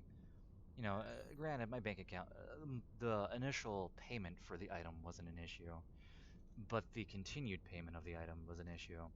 And it wasn't until I finally, well, exploded in anger and sadness and everything that these individuals were willing to give me more time. Um, but at that time, I already knew that they didn't care about me like I thought they did. Like, I legitimately thought that these individuals cared about me, and I had to really, really evaluate my relationship to these individuals. Because if I explained to them nicely and appropriately for months, and I'm trying to maintain my cool and my bearing between being overworked, exhausted, and I get some of you are going to be like, oh, well, 70 hours a week is nothing. And it's like, dude, yeah, you're right. But, and granted, I could do better, but when you're working in a factory 12 hours a day, then you have a 30 to 45-minute drive to and from, not counting time to get showered, to get dressed, and everything like that, or cook meals, decent meals. Uh, all that stuff is crazy. And then, even then, on the one day I had off, Sunday, I have to maintain and do all of my domestic responsibilities on that day in a timely fashion to get groceries and things like that. And, the grocery store that I was shopping at, Lidl, because Lidl's amazing and it's cheap. They close at a certain time, and sometimes I would oversleep and shoot when they would, be open. Uh, I did have a knack for on my day off, passing out and sleeping for 14 hours, straight through. But even then, like through the week, got car alarms going off. You got people yelling and playing in the street and having fun. It's the day. They deserve that. We have a neighbor that would ride up and down on a dirt bike doing his thing. And like, so I'm not sleeping. I'm getting sleep deprived. Like, I was only able to sleep straight through. Like, the most continuous sleep that I had for about 6 or 7 months was probably about an hour, hour and a half. And I figured that my mental state would be like that when I have children, because I figure they're crying and things like that. But I'm doing that and I don't even have a child. And it just, that thought and ideology got stuck in my head, and things progressed worse. But anyway, so these individuals, wanted me to acquire this item and kept explaining to them I'm looking for one, I'm trying, and yada yada, blah blah blah. And looking on Facebook Marketplace, Craigslist, and looking for things. But if I could get to them, sometimes the item was crap and not worth the investment of money, or it would be sold by the time I was supposed to get there, or the only time I could go there and pick it up is Saturday. Well, guess what? I'm working Saturday, so I can't acquire this item. But after I broke down, and these individuals, didn't talk for probably about a couple days to a week, and then they were finally willing to give me They finally, after I broke down, after everything like that, were willing to give me more time to acquire the item. But the damage was already done. I realized that I don't want these individuals in my life anymore. I can't have these individuals around me because they do not care about me and my mental state. They never have. And I really had to assess, like, is this a one and done thing or has this happened previously? And then I realized that two of these individuals don't care about me because in 2020 there was this thing going on. I don't know if you all remember the plague. Uh, but, one thing led to another and yada yada blah blah blah. Got fired from my job at the time, and we might have enough to. I'm gonna wait till we get a full charge to scoot by. But like, here I am looking for good employment, trying to keep things above my head. Uh, I did apply for unemployment, but I took it for 1 week, and I just being raised in the household that I was raised in, and the news programming that the individuals that I was raised by watch. If you take help from government, you equal weak, bad person, and you horrible, and you shit. And of course, they would be like, well, if you gotta do it, you gotta do it. Tee hee hee. Well, one of those individuals, the two individuals, was getting the full plague bonus unemployment, but I didn't qualify for that for some reason. So I was only going to get like 150 a week, and that is not enough to live off of. But even then, I didn't want to. But man, I got looking for jobs and having like a job for 2 or 3 weeks. But I'm to the point in my life where I expect certain things of an employer, and if an employer does not provide those certain things, I'll just walk away. Like consequences be damned. I'm done. I've done the whole thing for 10 years where you work hard for an employer, you stick your nose to the grindstone, because employers are not going to reward you for hard work. That is a lesson I had to learn the hard way. Employers do not reward hard work. Employers do not reward skill. They don't. They want more money. And they're going to do whatever they can. They're going to keep your wages low to do what they can. And that's the way it is. So if they don't give you what you want, walk away. It sucks that you got to do that, but it is what it is. Loyalty is not a commodity anymore. Um, but one of those individuals getting the employment benefits, then you can't undo 29 years of programming in an individual's head with one sentence. Like, you can't program an individual during the formative years up until they leave at 19 and expect them to change. You can't program somebody for 19 years to think a certain way and expect them to just change. Like, I get it. Once you're an adult, you take responsibility for your actions and you do what you need to do.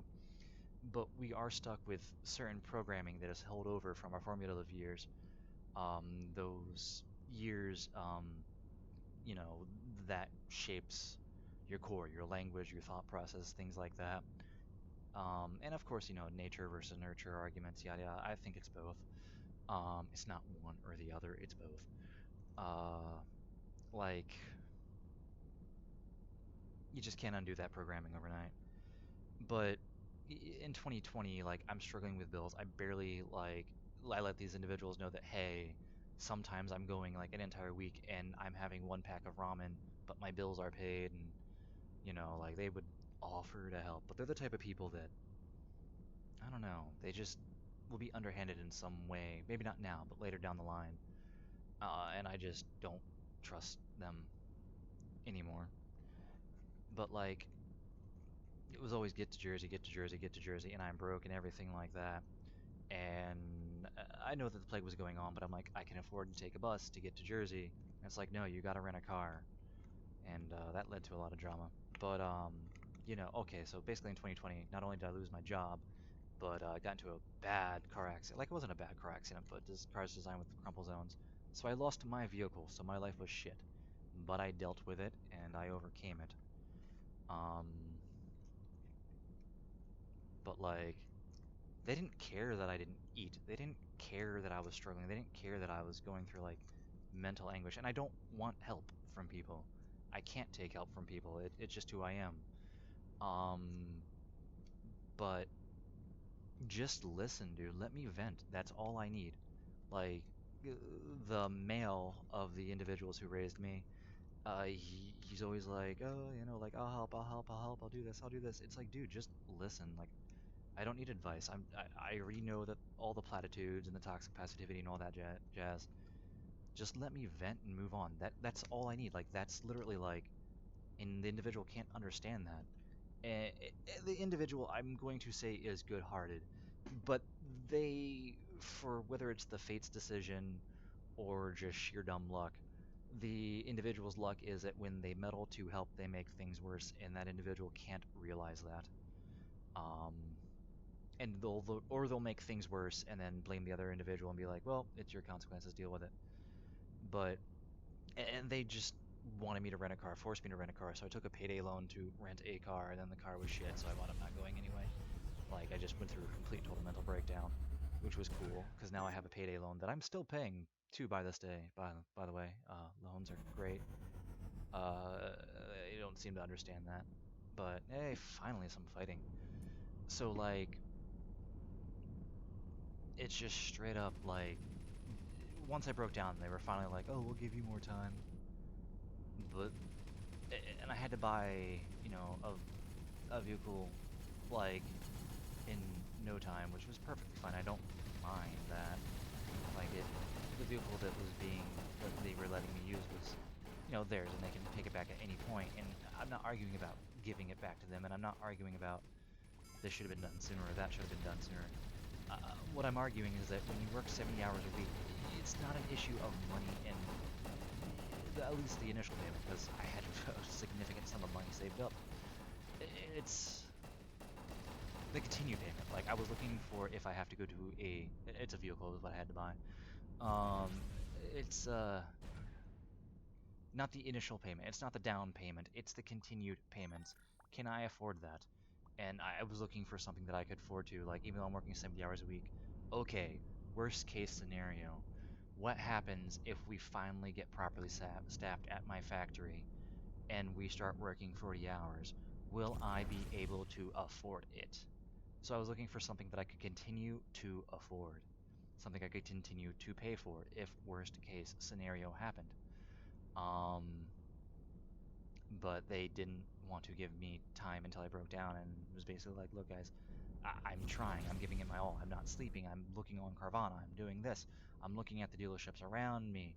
Hell, sometimes I'm driving around and like the areas, upwards of an hour, hour and a half away from where I live, cutting into my sleep time after work, after working a 12-hour shift, to look for a vehicle in an adequate price range that, again, if I can't afford outright, can continue to pay for it. And it's it would have been easy if they could have waited till February. But no, they needed it by December during the chip shortage, where lots that usually have 240, 250 cars now have 5 to 10 cars on them.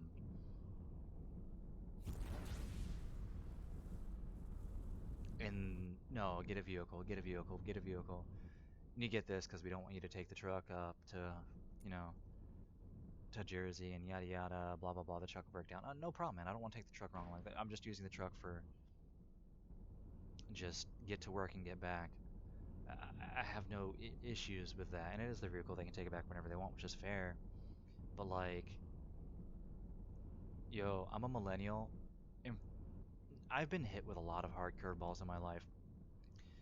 Most of them have been things outside of my control.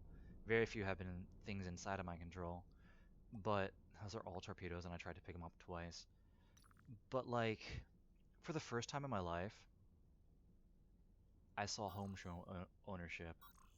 I saw not worrying about groceries. I saw not worrying about an electric bill. Those are all I want in life. I don't want a big house. I don't want extravagance.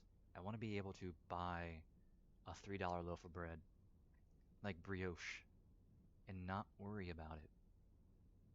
But now I'm stuck with a car payment. I've last with the male who raised me. Uh, the last comment was like, "You did it to yourself," which is true and not true. Like, yes, I made the final decision, but you contributed to it. That's like me saying, what's a good example? It's taking things to the extreme. All right, so If I'm driving a car and you are walking across the street and I hit you, me getting out and being like, you know what, man? It's your fault because you chose to walk in the street. Like, even if you were jaywalking, there are things that can contribute to me hitting you. Was I speeding? Was I not paying attention? Uh, there's multiple things to consider. Like, yeah, dude, like, don't get me wrong. Like, I made the final decision. I had to buy that, but my choices were buy this car at a ridiculous price or not even be able to go to work, lose a job where I finally had a 401k. I finally have health insurance. Like, and now we have 8-hour shifts, but I have to work the 10-hour shifts, which is after doing 12s constantly, 10 hours is short. Um, it's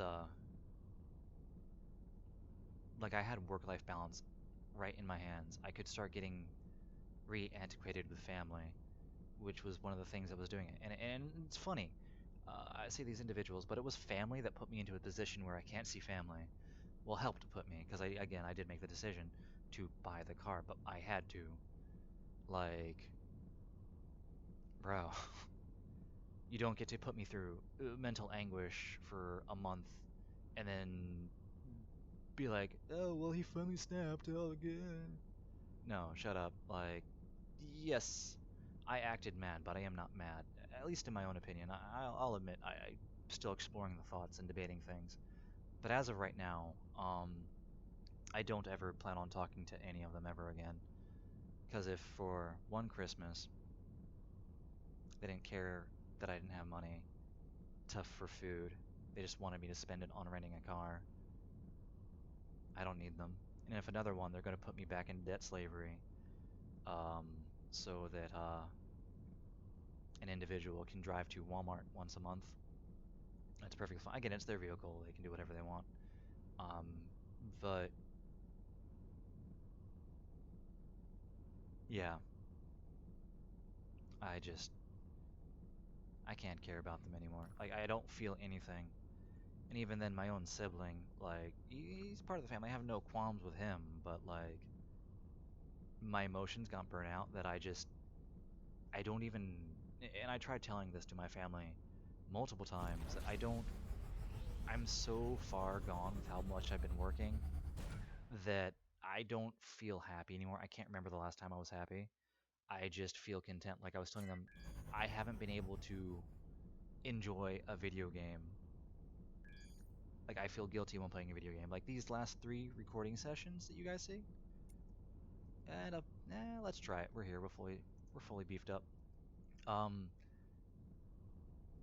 these are the first time I'm happy playing a video game in over a year and a half.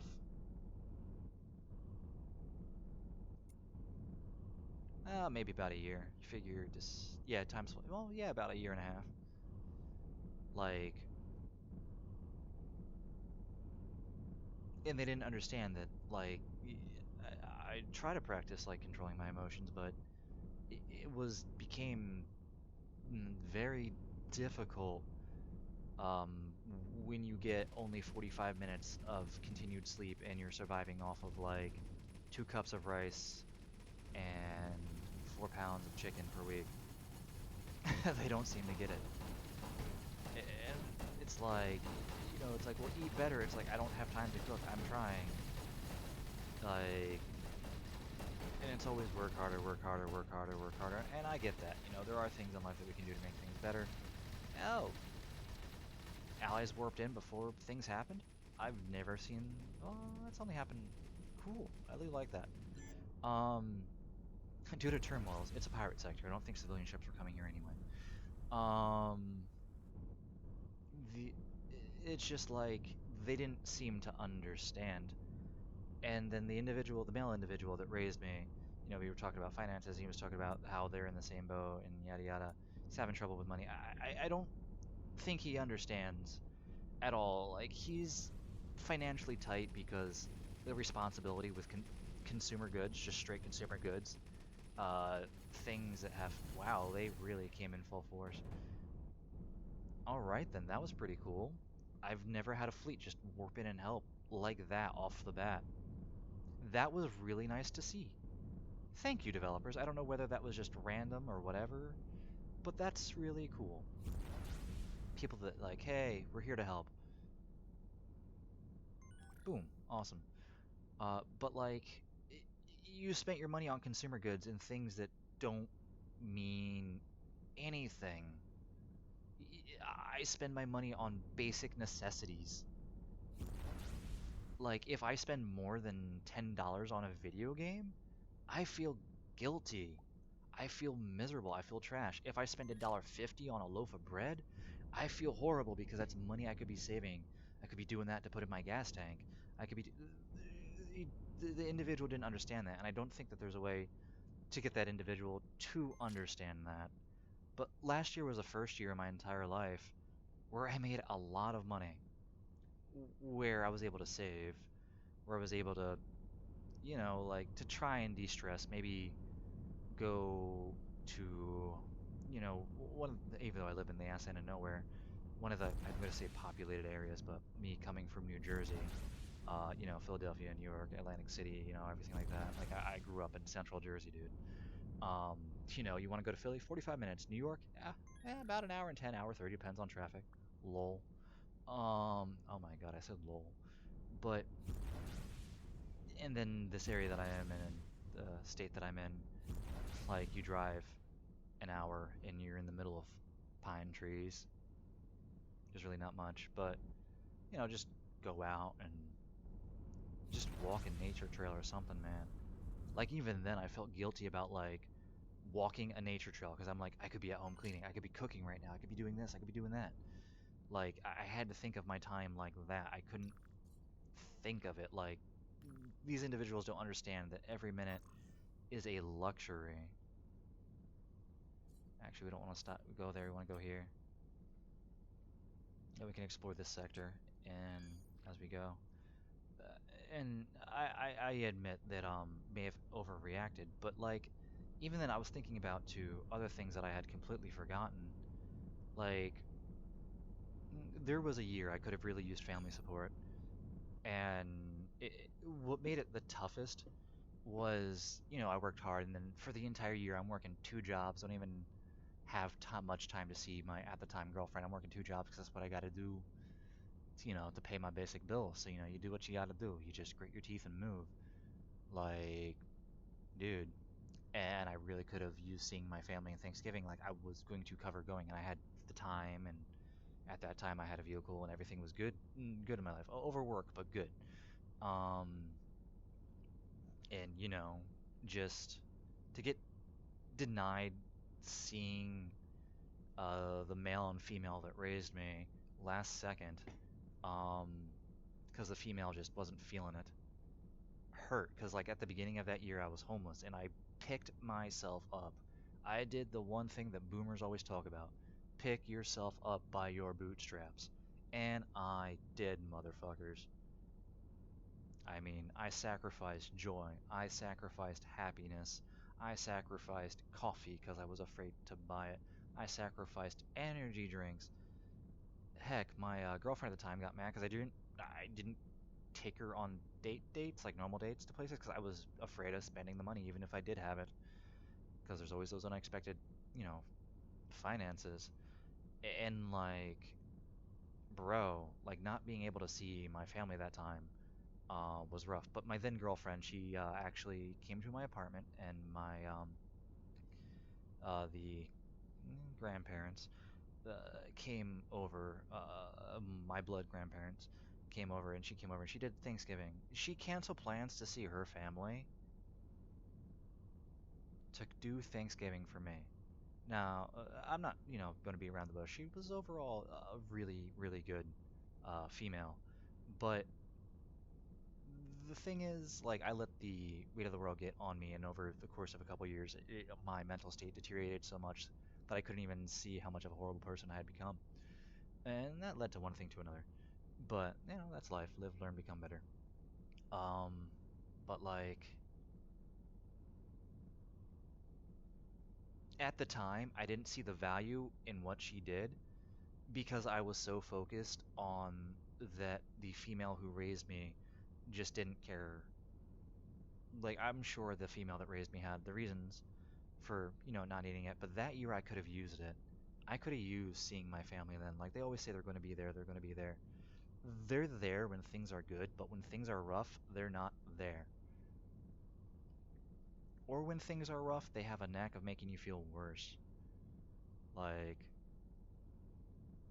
I don't think of myself as a weak individual at all. Like, I don't, like I tell people, I used to love violin. I loved it. I wasn't the good, but I wasn't bad either. And life took that from me. Like, I can barely play, like the only scale I can play is T major, adequately at least. And yeah, even then, like it's nothing beyond Mary Had a Little Lamb or anything like that.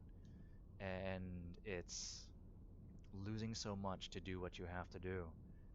Like I've sacrificed so much of myself for this world, and I'm salty, but it is what it is.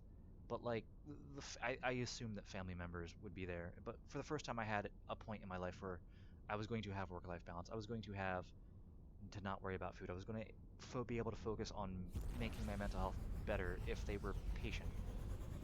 But they weren't.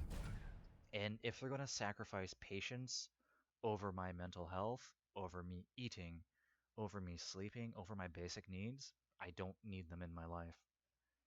And I'll admit, I am probably overreacting, but it's whatever. The grandfather, good, great person. And it sucks that I'm, I have to get away from them, but the grandfather's connected to the grandmother, and the grandmother is the grandmother. For those of you being like, you can't talk about your grandmother like that, like, no, when she's sweet, but uh, I don't want to be around her anymore, but I have no ill will towards her, uh, simply because she has BPD, and if you've never dealt with individuals with BPD or with individuals that have severe BPD, bless your heart, is what the Southerners around here say. If you don't know how bad they can get vicious, they can get cruel, they can get malicious, they can get mean and degrading. And I don't know whether that's part of her, that is her, that is not her, but something she has. But I cannot deal with that anymore. Um, I just don't have the mental capacity to deal with an individual like that. Because when they're down, they'll tear into you.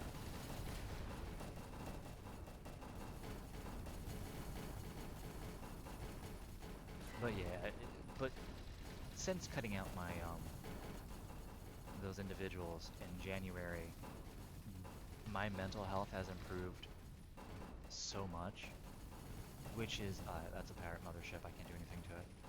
Which is just so much good because they were no, no, no, I don't want that. That's not the button I wanted. Stop, autopilot. I want it. Where's my mouse? There we go. Attack target so that I can attack these guys. But just because they have a knack for taking joy out of everything. Um,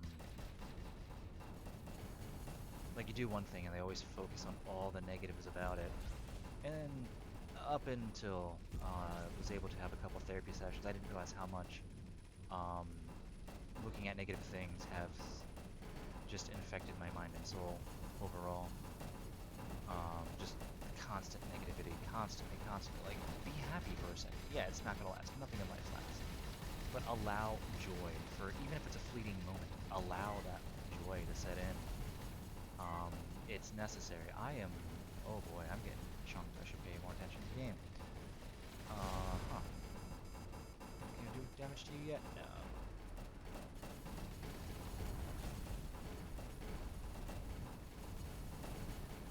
But, good heavens. I do like how now we have a trunk, though. We are a pickup spaceship.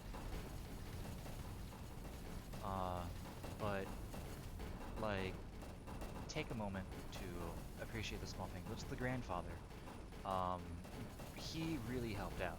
I don't know, but I did have anger issues after, like severe anger issues after a certain event in my life, and they were bad. Sometimes caused by stressors and sometimes just acting out. But when I moved in with my grandparents, he really, really helped out. Like I don't remember what the cause was, but I was staying with them, and you know, uh, me and the grandmother, I forget what we were arguing about or yelling about, but me and the grandmother got into an argument about something, and I went to my room and slammed the door, and it bent the hinges and everything like that. Of course, yelling, you stupid, blah blah blah, whatever. Um, by the time I was working overnights at McDonald's.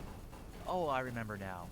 So I'm working 8 to 12 hours at McDonald's, and the grandmother complains that I'm not up during the day and that I'm lazy because I'm not up during the day, and all I do is sleep all day. But the fact that I work 8 to 12 hours at McDonald's on the night shift has nothing to do with it, right?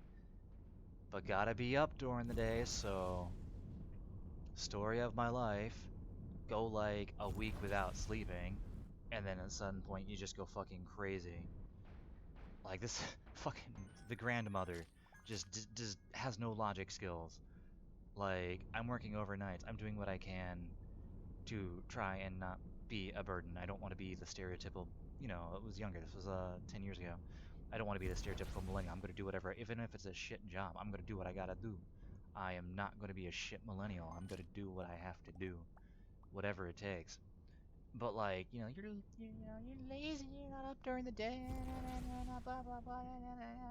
All right, cool, awesome, and everything like that. And I forget what I said to the individual, but I don't think it was nice, and I think it involved probably quite a bit of swearing. And then went to my room and slammed the door. And the grandfather got home and didn't say anything. He just pried open the door, tossed three hinges at me, some screws and a screwdriver, and said, "Fix it." Just those two words, "Fix it." There was no anger in his voice. There was no animosity. Obviously, there was no joy or happiness, but it was very calm, very straightforward. Fix it. Trying to pick up, no, asteroids. And I think that without the grandfather's influence while stayed with them, I would not have become the moderately adjusted individual I am today. He really helped a lot of that anger issues and how to handle things. Just fix it. No, that's it. That's the beginning and that's the end of it.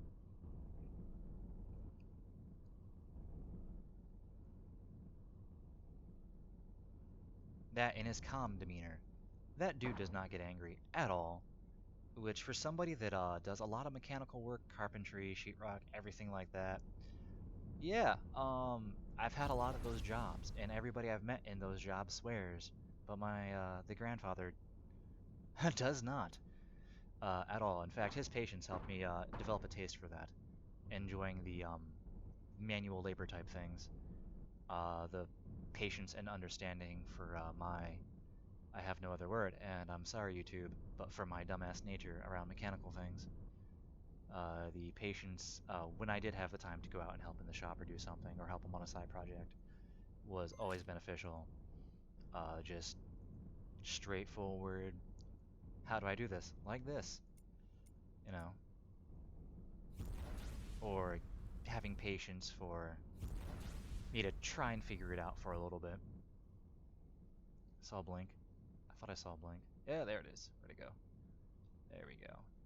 But that really helped out. So it's like I said, I have to cut out that individual, but that individual is connected to the grandmother, and I can't deal with BPD, and I can't deal with the backhanded nature, and I can't deal with the degrading. And I know what individuals' words, an individual's words can affect you. It's true, but my problem is if I respect you and you hold value in my life. I know words can't hurt you, and if it's a random person or a manager or something like that, the words don't hurt me and shit talk, just blue collar stuff. doesn't hurt, but when you value the individual and their opinion of you or the things you do or things in general, it makes it a lot harder for me to not have those things hurt, even if they're said in anger. I can understand if they're said in anger, but it gets to a point where, like, if the individual's in a down spell for 6, 7 months, it becomes excruciatingly hard to deal with. On top of that, dealing with normal millennial stuff, working one, two jobs, side hustles, doing Ubers and Lit, well, Ubers and Lyft, then at least I wasn't doing Lyft back then, and things of that nature, and just trying and constantly trying, and just nothing's working out, but keep trying or trying to make stuff, but things just don't work, and that's life. Things don't always work out the way you want to, but keep trying. That's the big thing. But like they just hold those things against you, man, and it hurts. And I just can't be around the female, the grandmother anymore. Can't be around my mom and dad because it's clear that they never cared. Like I remember one instance, literally coughing up blood, and my mom wanted me to go to. I say my mom, but the female that raised me. My apologies. Uh, Wanted me to go to Otakon. I tried to explain to this individual that I don't feel good. I can't eat. I can't eat like rice or anything of that nature, anything soft. And I'm literally coughing up blood. This individual doesn't care. She sends me to my friend's house. I think he lived like 5 to 13 miles away from where I was raised. And it just got so bad and I got so angry because I didn't want to go. It was good. Don't get me wrong, going to Otakon is great. Uh, but when you're coughing up blood, that's going to kind of ruin the entire experience. That was not part of my cosplay, to the best of my knowledge. And this individual didn't care. And so, yeah, I wound up walking that 5 or 13 miles, however far it was, back to my house because I just wanted to sleep and sleep. And I didn't feel good. And the individual that raised me, their first words when I got in the house, their first words were, you're overreacting. And then I don't know what happened to me, but I snapped and I was a disgraceful teenager at that moment. I was a horrible person at that moment because I said, you know what, mom, this is overreacting. And I flipped the fucking table and I was very destructive towards inanimate objects. And like this individual, rightfully so, called the police on me, which is fair. Um, but like this could have been avoided if you just let me sleep. And then as it turns out, I went to the ER and I had mononucleosis and my throat was nectaropic and things like that. Like my throat was literally dissolving. It like I had like like I had mononucleosis and some type of other infection at the same time. And these individuals just don't understand. And I really should have understood that at that moment I should have known that these individuals don't care about me. I should have known that these individuals are never going to value my opinion no matter what I say. I should have understood that at that moment in my life that these individuals, they have what they believe in life, and nothing is going to change what they believe, regardless of actual facts. And for 10 years, I forgot about that. Like, it wasn't until I went back to Jersey in December, after being forced into a financial situation where all the money I saved up is now gone. An entire year of working 12-hour shifts disappeared. The idea of home ownership until I'm 40 is gone. Uh, and then I got back to Jersey, and then it wasn't until I was letting the female that raised me, I got her a game, Space, by the way, great game. Uh, and it wasn't until like she was having traffic issues and she was starting to like have her anger flare up for a second that it's like in that moment so many memories came back and it became overwhelming. You ever have like you think you have a good childhood and then you go back to where you were raised and then there are very good things. There's nobody perfectly good, nobody perfectly bad. The individuals that raised me, there were multiple things that they did were very good. One, I wanted to learn violin, and the male that raised me worked his posterior off so that I could have violin lessons, like good violin lessons, um, and everything like that. Like, there are many things that I'm thankful, and I'm just using that as a quick example. But like, the bad outweighs the good at a certain time.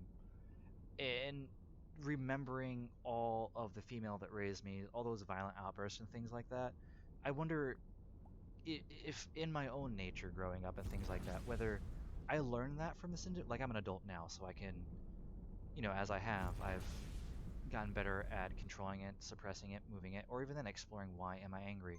Why do I want to throw the remote across the room? Things like that, like why is this here? And various scoping things. But after December, I wondered if I learned it from this individual and picked up from watching this individual, or there's something genetic. But it could very well be genetic, or it just could be the nature versus nurture. But that's neither here nor there.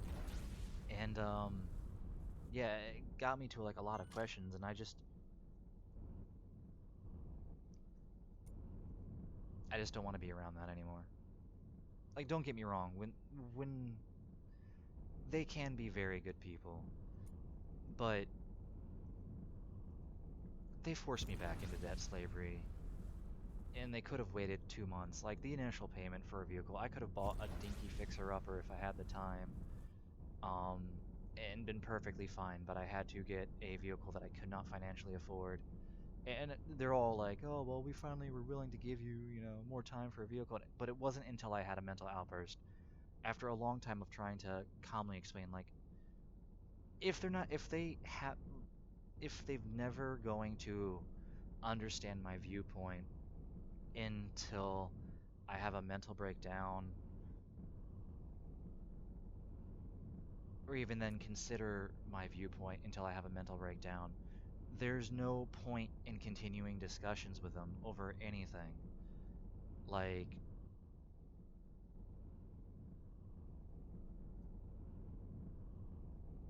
dude, man,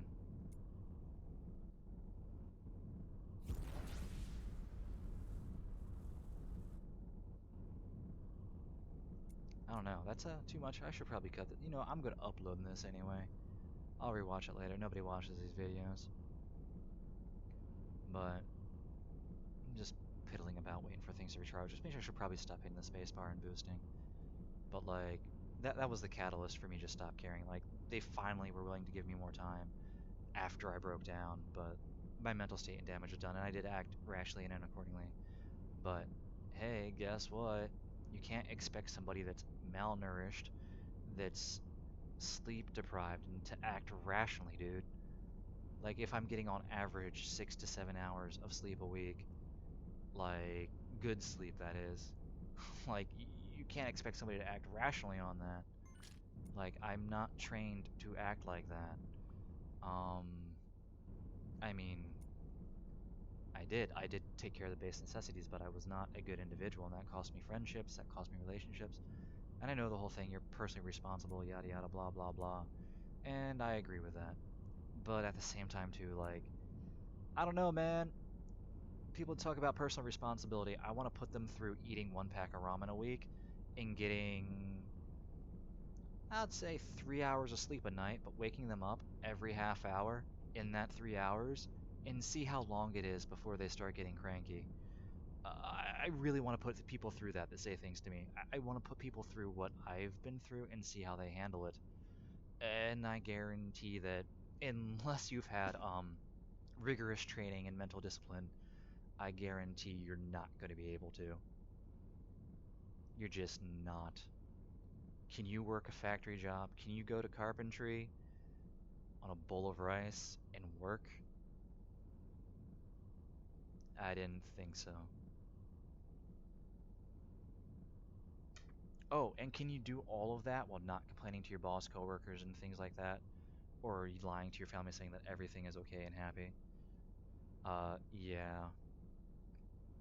Like, dude. And what gets me about life is like I've never done hardcore drugs. Like I'll say like to people, "Oh yeah, I tried this," just, because everybody has their stories. And I think a lot of people just say those stories like, "Oh yeah, I was at a party and did this X Y." The only thing that I've ever done illegal would be you know, the the marijuanas. But even then, like, not often at all.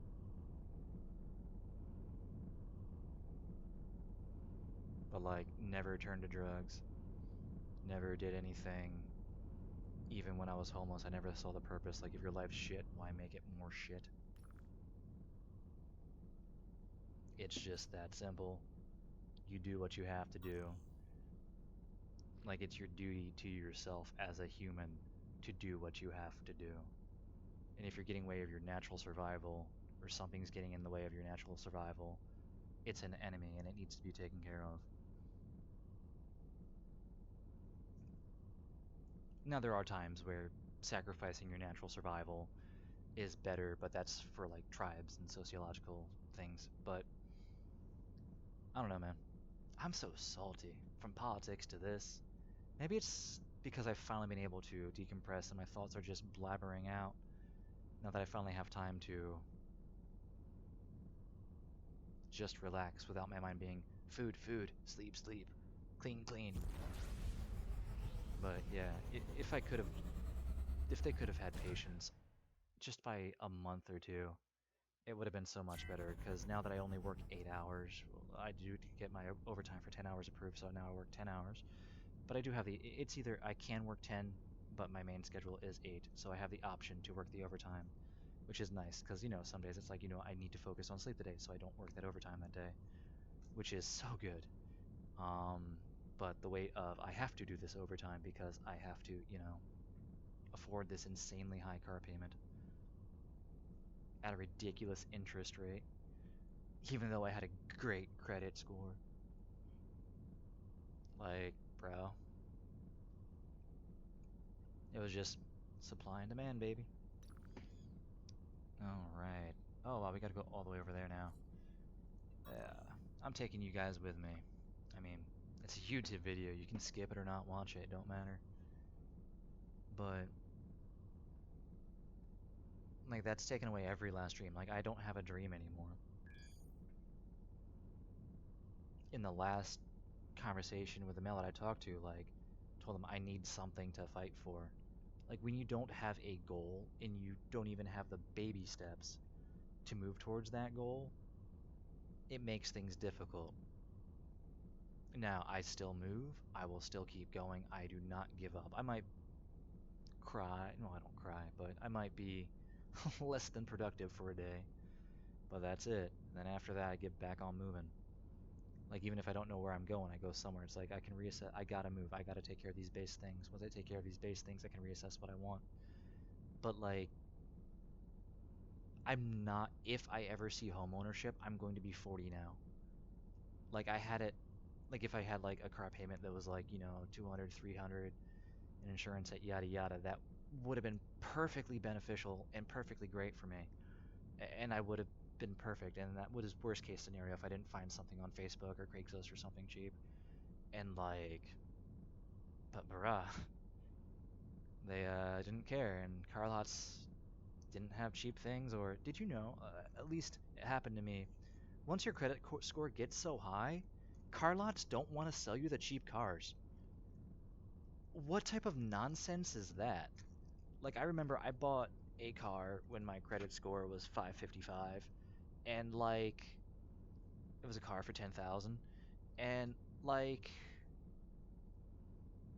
that is just, it was cool and interest rate was high, but then I built credit, built my credit up over the years, got better, for the longest time I didn't believe in credit cards, so I didn't have one. So starting with no credit card, you have no credit. Um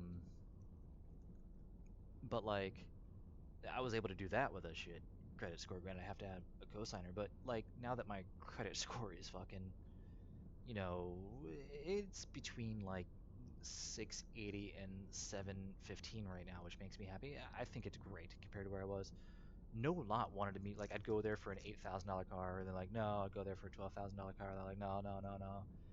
And I'm like, what happened since the last time I bought a car? I don't understand it. Like, does your credit get so good that, or am I just because I'm a millennial and like, that's the thing. I wish the individuals didn't pressure me for time because I could have been like, well, why is my credit too low for this? Is my credit too up? Like they won't give me the small loan, but they'll give me big loan, and I don't understand it. And I'm probably was being lied to and finagled, and I do have that in the back of my head. But when you're being forced to buy something, you don't get the option to haggle like that or look into things when it's like get it by this date.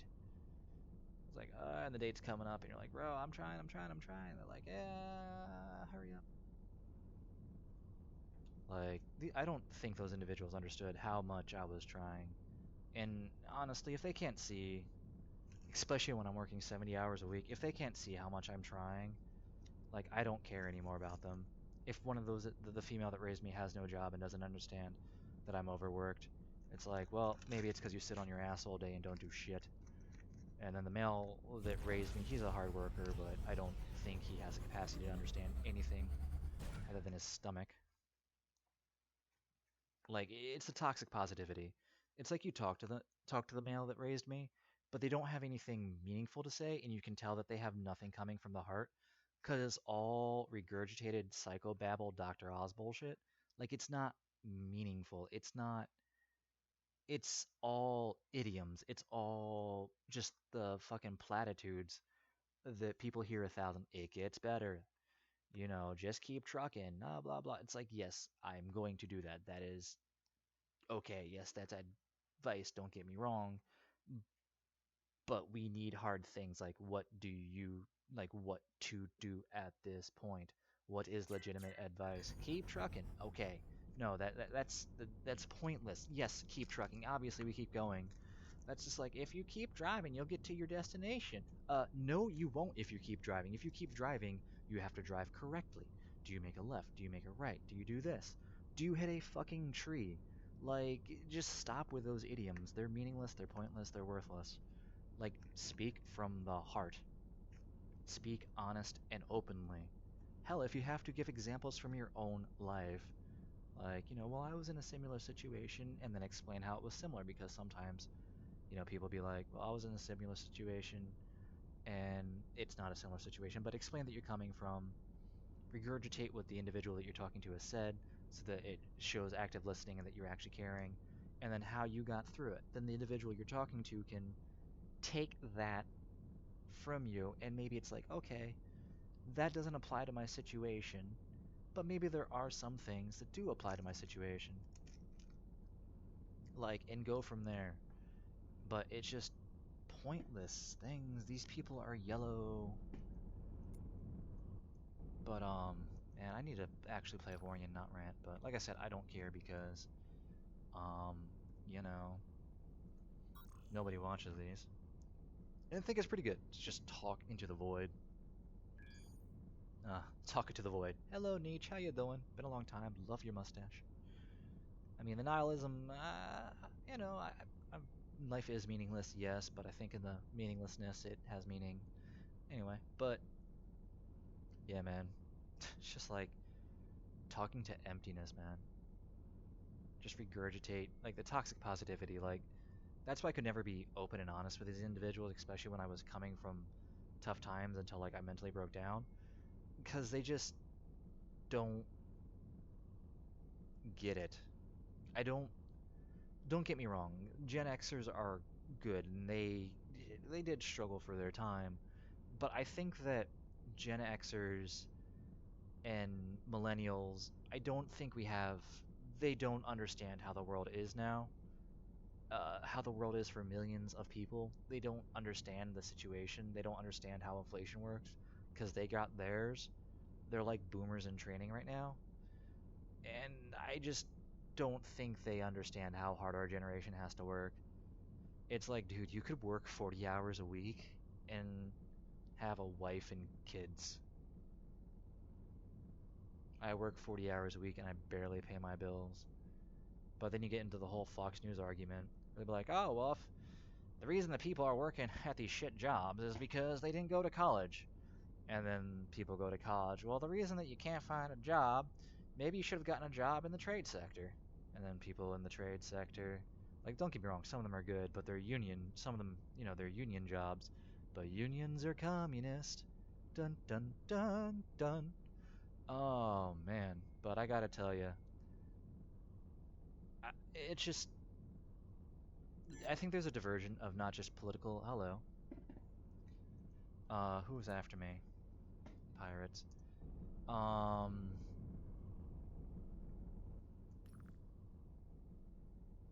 that's me, right? Yep. I got worried. I thought it was on my miner for a second because I'm far away from them. This will be good. I can kill these pirates and get a reputation boost if they don't get killed before I get to them. But like, eh, at least where I was born into, oh, I'm not gonna get to them in time. Let's just get one shot off. Oh, darn. I don't know if any of them hit him, so no reputation bonus. But what in the world? A smuggler hideout, and they like me. I thought this was an actual faction. Never mind. Why do smugglers not like me? Oh, okay. Well, fine. The Empire was right to destroy you. You're probably over there worshiping Ham Solo. But like, I don't remember where I was because I got sidetracked by the pirates. I got so excited. Um, yeah, yeah, oh yeah. But like, the boomers got to see the golden age of capitalism, and the Gen Xers got to ride on the coattails. But me and many of the individuals I know, and there are some people who made it and work hard and yada yada. Um, but for a majority of people, I look around and I see people working two, three jobs just to make ends meet, and I'm supposed to be okay with this. Like this is supposed to be fair to people, like to afford the base necessities, let alone a family. Like there's a reason that more and more of our generation is becoming Marxist or socialist. We didn't we have yet to see good capitalism. If you don't want people to turn to socialism and communism, show them capitalism can be good. But as it stands, I have not seen capitalism good. I have seen capitalism do some good things, but I have not seen capitalism do anything meaningfully good without more further harm. Um, it's just the way it is. Like, and I get there's going to always even in bartering and societies like there's always going to be some form of exploitation, but you have to have a level of exploitation that is acceptable. Like if the people making the goods can't afford the goods, there's an issue. If they can't afford the basic necessities of life, they are not workers. I know that here in America you can't really use the term slave, but for obvious reasons. Um, but what are they if all they do is work? They we don't get time. Like I told my family, and they just don't understand. I can't find joy. I can't create. Like I get it. Like here, I'm wasting time on a video game. Don't get me wrong. Um, but I used to like to do things. Like I liked, even though I was I grew up playing games, and I have nothing against games, but I liked doing things. I liked playing violin. I liked reading, and now it's become so to the point that it's just if it's not directly and currently making money, I can't enjoy it. Like these few recording sessions are the first time I've been able to relax and enjoy in months. And even then, trying to explain this small detail to those, they just didn't understand it, man. Like, bruh. But yeah, there's just no talking to some Gen Xers and some boomers. And I'm not saying that to be stereotypical. I've met plenty of good boomers. I've met plenty of good Gen Xers. But I do think that fundamentally, the environment in which we were raised and grew up in, because the environment has shifted so much, it's hard to relate. Like, they can't understand because they've never had to go through it themselves. So it's not necessarily a lack of something. Like they're the boomers that I've encountered, the well-intentioned boomers, not the jackwagons, but the well-intentioned boomers are giving advice, and the advice that they give is advice that worked in their day and age, but it no longer applies. Like if you're looking for a job, go there in person. Ask to speak to the manager or the owner. Okay, that worked back in the day, but nowadays, if you ask to speak to the manager and owner, they're going to think you're being a jerk and just completely ignore you. It's all done online for most, but there are exceptions, obviously, but on the whole, it's all done online. In fact, one of the places that I worked with for the hiring process, if you came in and asked us, especially during rush, it didn't matter how good you were, we just shredded your application right then and there. It was just like, bro, and people don't understand that like the how everybody just mind like one here's another complaint to get off topic. Get yelled at because, you know, the dating world and millennials have destroyed the idea of families, and it's like, no, we didn't. We adapted to the culture we were born in. You want to know who destroyed families? Our parents and grandparents. They allowed an environment where, and I'm not against both individuals working, male or female, I really don't care.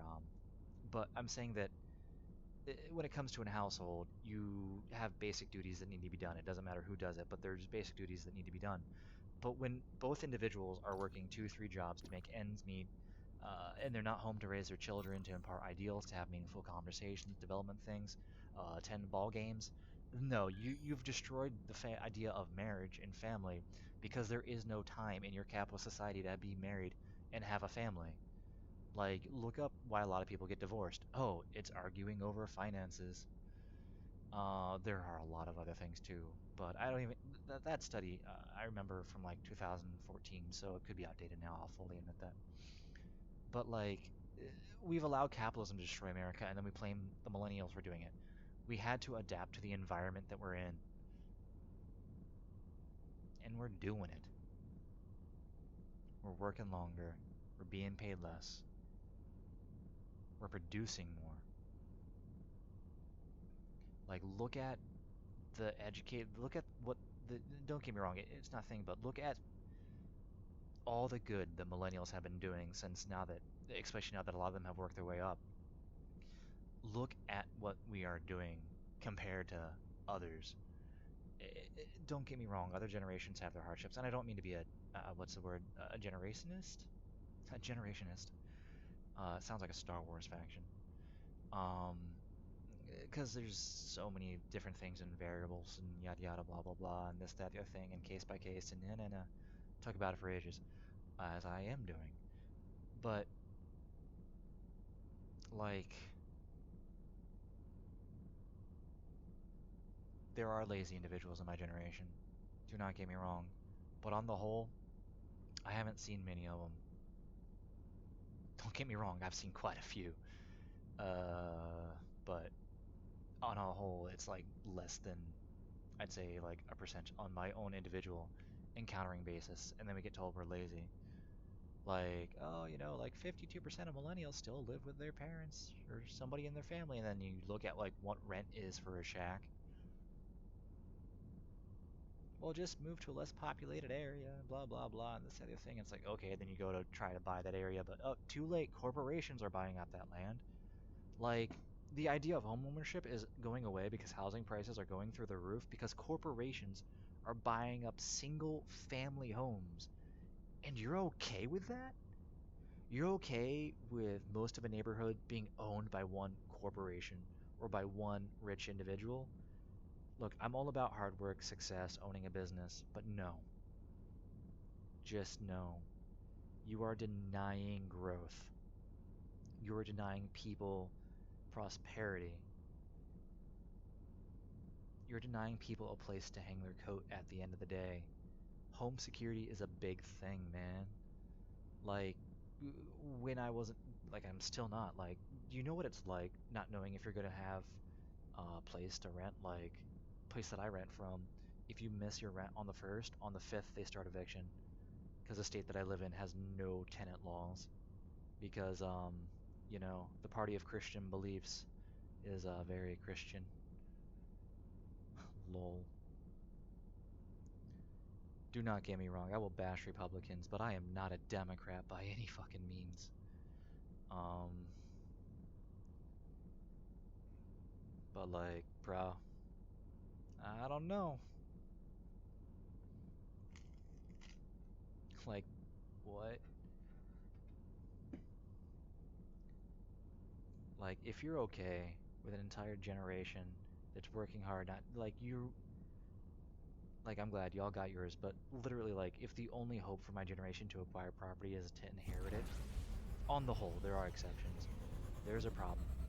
And don't get me wrong, I have seen some people I know have done it, but they've done it with help or with things like that. Like it seems like it takes money for an individual to acquire money, and it seems like it might not be. It could just be my own personal experience and watching and reading and just the area that I'm in. But it seems like individuals with money will do better because they can have access to those things, and individuals who don't have money, regardless of their work ethic and what they do, because they do not have access to the things necessary to produce capital, will never do it.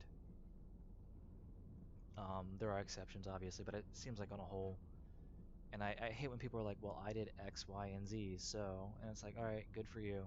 Uh, like, sometimes people take credit for things that they didn't do. How would I say? Like, they take credit for circumstances that were granted for them. Okay, no, you don't take credit for the circumstances granted to you. You take credit for what you did in those circumstances. Like, okay, if you're offered a good job, and it's a great job, uh, you were offered that job. You were given that job. What you did to keep that job and maintain that job was you worked hard. You keep your nose to the grindstone. Like that, you take credit for. You do that and things like that. And of course, depending on why you were offered that job. Like if it's nepotism, shut up. I know so many people like that. In fact, I know a lot of this area where I'm at is all about nepotism. And the same people that do nepotism complain about nepotism. It's absolutely hilarious. Um, but like, take credit for what you did, not what you were given. And then people be like, I made my own luck. No, you didn't. You didn't choose to be born. You didn't choose to speak the language you spoke. You chose what to do when you acquired your consciousness over time and developed that way, but you don't create things outside of your control. That's no more different than me saying that I created the weather. Yeah, we could go talk about the butterfly effect and all that good jazz, but no, you don't create your own luck. You create what you do with the circumstances given to you. That's all you do. You control nothing, absolutely nothing outside of your flesh. And even then, inside of your flesh, you have limited control. Like, you don't control, whether voluntary or involuntary. Okay, well, it's getting into physiology, and I don't know much biology, but you don't consciously control when this cell dies, when that cell dies. They do it on their own. Um, you don't consciously control if you age or how you age, when you age, do you age back? Uh, you can control what you do with your flesh, and that's about it. But your flesh is your flesh. Even then, it controls itself in a manner of speaking because it still needs nutrients. So you have to acquire nutrients in order to control it. Or by not acquiring nutrients, you can just let it wither and die, and or die. This is getting too much, but you don't control anything, and other than what you can do. And even then, your mind is a vessel, man. Like, the brain is the brain, dude. Of course, it's going to say it's important. Like, they're just electrical impulses and nothing beyond that. Anyway, I've been rambling for a long time. Uh, but yeah, it was good to catch up with y'all. Good to be back. I don't know if I'll be able to do this continuously because, like, this is the first Saturday and Sunday that I've had off in a long time, like 2 days off in a row. And I don't know when it will be for ooh, excuse me. Or maybe let's see if we can get to the end of this investigate missing freighters before I sign off. Even though it's been, oh my goodness, 2 hours 40 minutes. Um, just for the simple fact that that way I can go back to these sectors up here because we are way on way. But I think I can, yeah, I can definitely make the ship bigger. I don't even know if I need to be near a shipyard to do it, but I'm gonna wait till I'm near station to acquire more crew. But like, where was I? Oh yeah, consciousness and things like that. Like, it's just electrical impulses, man. Like, how basic is that? Like, are we even conscious, dude? Oh man. Like, is it all just an illusion? I don't know. Ooh, what are you?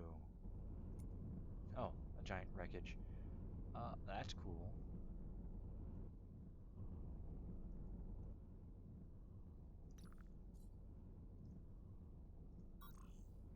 But yeah, I get it that it's just the idea of control is crazy to me sometimes.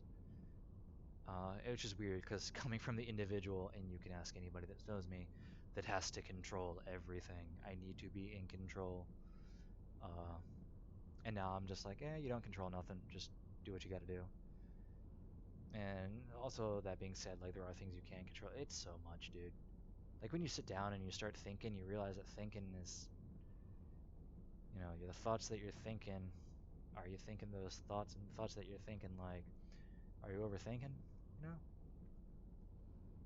it's like there are things you know and things you don't know, and things you know that you know, and things you don't know that you don't know. You know,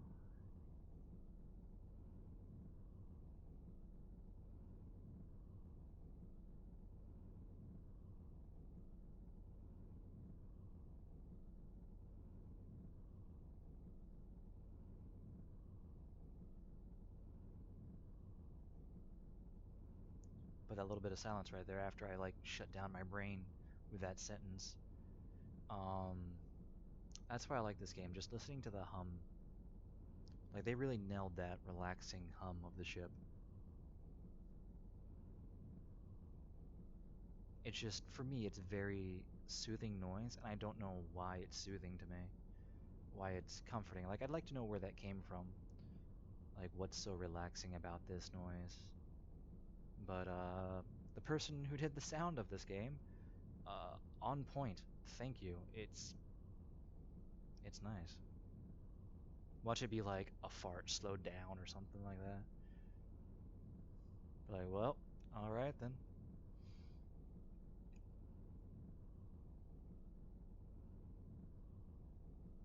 But yeah, incoherent rambling. But yeah, man, definitely. These last few months have been rebuilding my mental capacity because it's definitely degraded, man.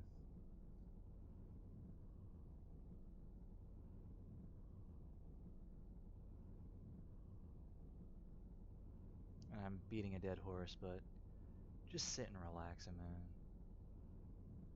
Literally, I'm sitting in a computer chair, playing a game, and not even playing, just sitting there staring at it, listening to the noise, talking into the void, doing nothing but that. And it's so nice, even though it's taken forever to wait for that. But for me, this is perfect. Kind of therapeutic talking into the void. Probably gonna rewatch this later and go, wow, dude. Uh, hmm. Like, bro, what the fuck, man?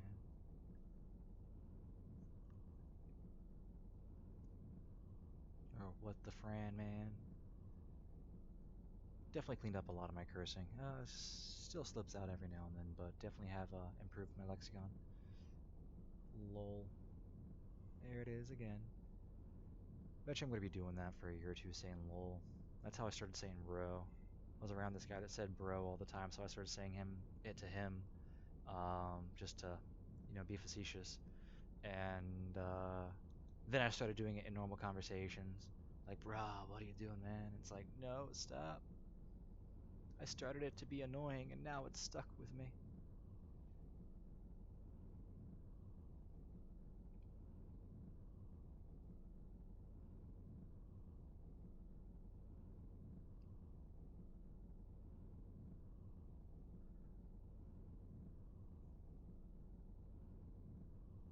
Okay, we're above 90%. It should jump any second now.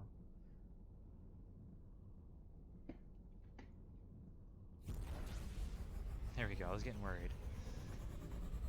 Speaking of people people having impatience earlier, and now I'm acting with impatience over a game. Jump. Ooh, you people are pretty. Oh, Sentinel. If you want to live, you have only one option. Uh, I'm listening. I'll be polite. You're going to have to become a pirate and fight for us. Why would I do that? We didn't want to become pirates, but they attacked us and told us if we didn't fight for them, they would go after families. Well, who did that? The pirates have their base in sector yada yada. They have a giant army because they force everybody to fight for them instead of killing them. Then yeah, that's a good question. Why don't you turn on them? You're no better than them. Well, I mean, okay, like let's look at these things real quick. You're no better than them. Like people's urge to survive or protecting other individuals, like depending on why they did it. You're being coerced into do something that you don't want to do, and that is a big thing. So if they're not lying, that's that's yeah, they're being coerced and forced into do it. Like it's forced conscription. Anyway, enough about Russian teenagers. Anyway, um, can you tell when this video was uploaded? I'm speaking. I don't know anything about that conflict. I shouldn't speak. I don't know. I do know that shooting civilians is wrong, uh, at least in my opinion. But I am a civilian, so I'm slightly biased. I acknowledge that. Um. Anyway, let's stay focused on this. Then why don't you turn on them? That's the better one. Like, why aren't you, like, what is the reason? Are they too powerful? Are you a coward? Things like that. They're too strong. Well, there you go. If we fail, they're going to see. They're doing this because they don't want their families to get hurt. That's a very strong motivator. Um, that being said, they didn't have to do this because you can always, like, you know, like if a baby dies, you can make another baby. Oh, dark humor for you. Fine, I'll try. Oh, that's the only option I got. Fine, I'll try to treat him. Oh man, how? Please don't be far away. Oh, this game. All right. Well, I did it to myself. Um, and then after we take out the pirate sector, we'll be done, right, guys? Right? And then it'll be like, hey, you got to report. And then I'm just like, you know what? This is a 3-hour video. I'm done. Um, but yeah, like if you're being coerced into something, like, do they have a choice? Okay, if you look at the bare minimum of it, yeah, they could have chose to fight back right then and there, but they had to weigh their options. They just felt they weren't powerful enough to have any significant, meaningful impact. Like it's things like that. Like if you start looking at like everybody can control everything at any individual time, then okay, this is going to get real dark and real messed up and prepare to dislike my video and hate me. Then you know what? African American slavery in America was a choice because at any moment they could have fought back. Like if you start thinking like that, not thinking about the individual that's stuck in those circumstances, uh, that can lead you on to a dark route. Like I do believe in ultimately in personal responsibility, but there are exigent circumstances, you know? Like you can be forced into something and be forced to contribute to it. Uh like sometimes you got to do what you don't want to do. Uh, It's going through life as a balancing act, man. Um but yeah, that can get you like holy crap, that can get you in a dark road. Like the whole personal accountability thought. Like, I think that, that it's a luxury at times. Like, like the old, question, like if somebody put a gun to your head, would you do X, Y, or Z, or blah, blah, blah, or what would you do? And people always say this, and people always say that, but until you've actually had a gun to your head, you don't know what you're going to do. So unless you've been in combat, had a gun to your head, or any situation similar, shut up. Acknowledge that you don't know. You can be like, I think I would do this. That's perfectly acceptable. You're evaluating based off of your previous experiences that you have experienced, the experiences you have experienced. Um, and you're evaluating and you're being honest in that evaluation. That's perfectly fine. Like I think, but don't say I would do X, Y, and Z. No, you don't know that. you'd like to think you would, and I get it. A certain wow, hello engine. Um, and so like, you might think you want to, and it's good to have that mental capacity to go, I am going to do this. But unless you've been through a lot of shock, unless you've been through high intensity situations, you don't know how you're going to react in high intensity situations. It's just that simple. You might break down. You might be in shock and freeze. There's so many things that could happen. Um, like just stop. But back to the whole like slavery was a choice thing. Oh yeah, wasn't it? Some dude said that. Kanye? Kanye? The dude who's like looks like somebody like pissed in his cereal every morning. Pretty sure it's Kanye. I know nothing about him. He could just have RBI. So I suffer from RBI myself, so I completely understand. At work, people are like, "Are you okay?" And I'm like, "Yeah, I'm pretty good. Just my face." Like if I'm not talking, my face just like reverts to the most neutral, angry scowl for some unknown reason. But that's how my muscles are relaxed. It's like, all right then. But the personal accountability rabbit hole can get really dark real fast when you start looking at it or you just solely believe in it. Like there's just things out of your control. Like if you look at like the personal accountability, like each individual that is responsible for everything. Like, all right, cool. So like I don't know, child soldiers out in Africa, or what about the Uyghurs in China? What about, things of that nature? Did the civilians that just got shot in Ukraine, did they choose that? Let's go even darker because I forget whose law it is, but somebody's law is like, any conversation, it's only a matter of time before it gets to Nazis. Let's get to Nazis. Did the choose Jews like personal accountability? Did they just choose to be killed by Nazis? Like, just stop with your personal accountability nonsense. Yes, there is a limit, and yes, in the luxurious of first world life, there is personal accountability in many things, but there's also not. You don't get to walk out your front door and be like, I have $1 million, and I just it materialize. You gotta work for it. Like, okay, that's a little bit. I'm conflating many issues into one. So I'll stop until I can collect those thoughts a little bit more. But there are things you can control. Yeah, I've talked about this so much. There's things you can control and things you can't. Bim bam done. I need to rewatch this video and can be more concise in my thoughts. See what's popped up multiple times. Because if it's popped up when my mind is loose multiple times, then obviously it's something that's on my mind and I need to investigate it further. So that'll be fun to do when I actually stand up and I'll I'll watch myself in the background while I take care of my domestic responsibilities. If that isn't narcissistic, I'm watching myself. Oh man. But you know what they say, Narcissus saw me and he turned to stone. I'm kidding, he turned to a flower, that's Medusa. I'm screwing up so much Greek mythology. It's just I like ingested it all at once and I'm so confused. But I did get down that Zeus should be on the sexual assault registry. I'm pretty confident about that in all honesty. Yeah, like, wow. All right then. Poor Hera. No wonder she like was weird at times.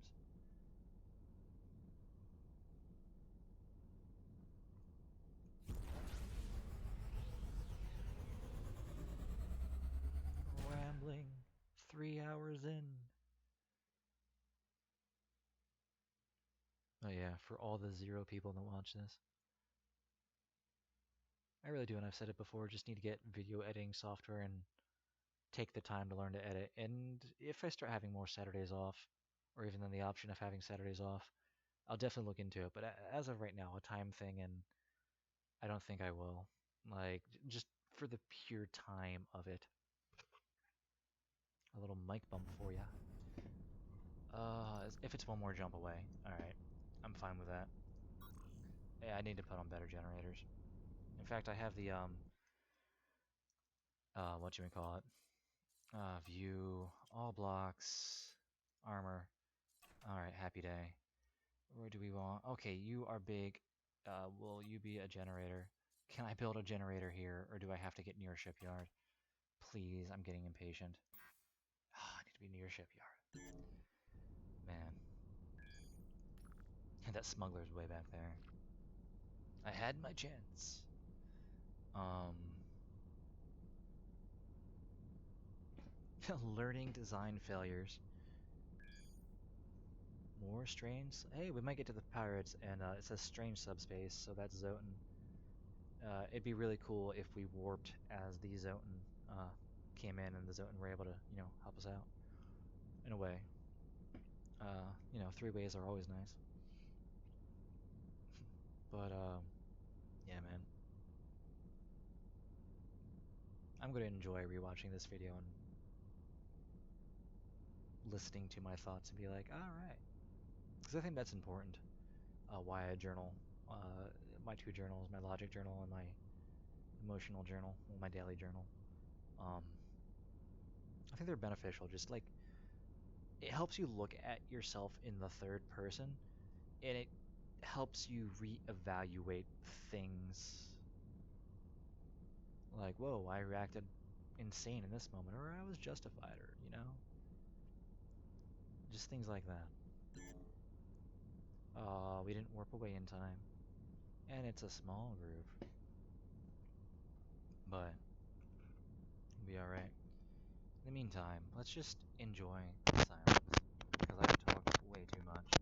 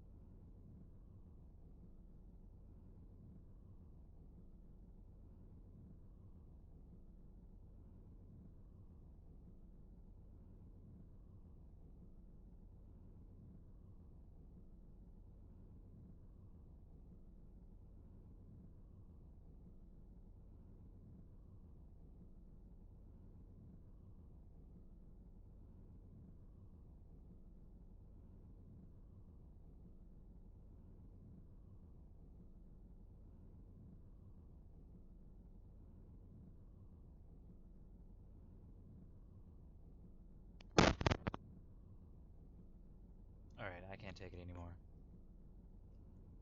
I'm kidding. I can take it, but I feel that it's kind of like my duty to annoy you all while we play this game.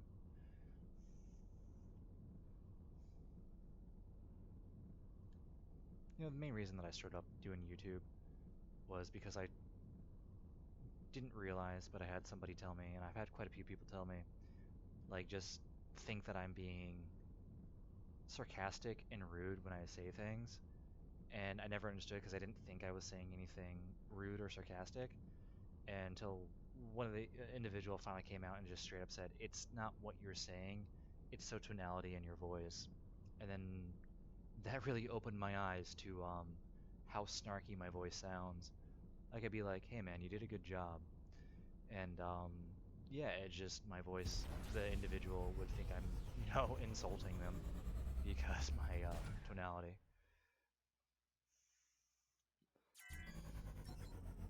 Oh boy, shipyard. Heard you.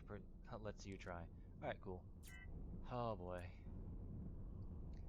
And I'm further towards the center. Ooh, I'm quite further towards the center of the galaxy. 135 Omicron damage. That's not bad. Oh no! Our relation with pirates has worsened. I mean, if we find a faction that's Buccaneers, or Buccaneers, my apologies. Where did I get Buccaneers from? It's not even a word. Buccaneer. Um, the Buccaneers. I'm gonna have to access my brain. Like, am I gonna mispronouncing that? Because now it's like, no, that's the actual pronunciation. But half of my brain is saying that. So I'll definitely have to look it up. Wow, our relations have really worsened. Good heavens. But, yeah. Actually, I'm not worried about singling anybody out because everybody can be damaged. We're gonna have everything just auto-fire. Pick your targets. Yeah. Alright, got the pirate ship. Oh, oh, why? Oh, why? Go. Should probably not burst like I usually do. Huh. I was worried, and we did fine. So let's scoop up the juicy loots and get going.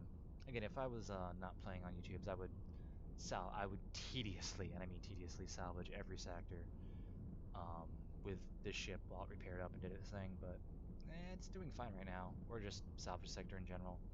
But with the new commands, I don't like just leaving a ship in a sector to salvage while I'm away from it. Too many things can go wrong, and have gone wrong. And in the beginning, it's not worth it to salvage and pay for, um, what do they call it, an energy suppression satellite? It's just not worth it financially.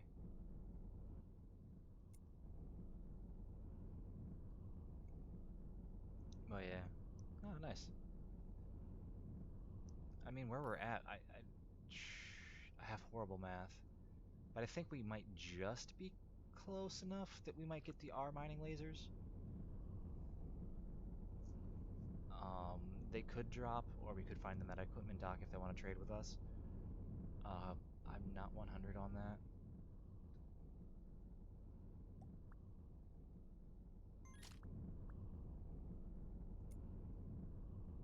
Alright, to the pirate station we go.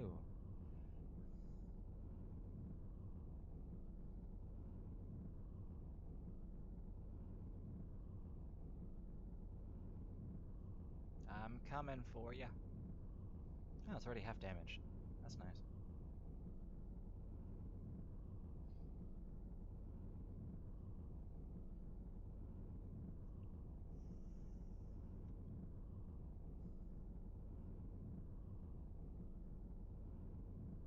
But thank you all for being here while I ramble on.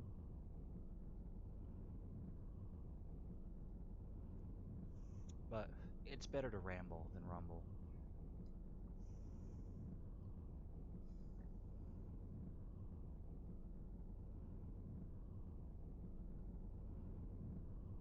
Fly, fly, little guy. I kind of like this color scheme. It's nice.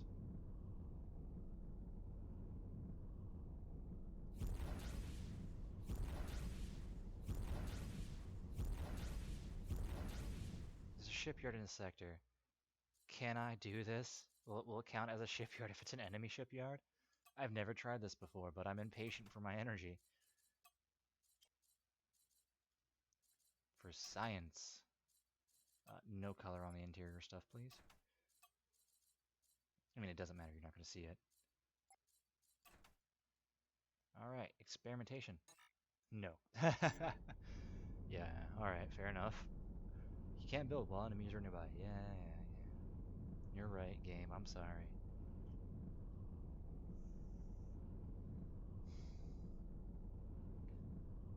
Bought I think I mentioned it in my last thing, but bought a fan, like one of those little laptop stands for my laptop.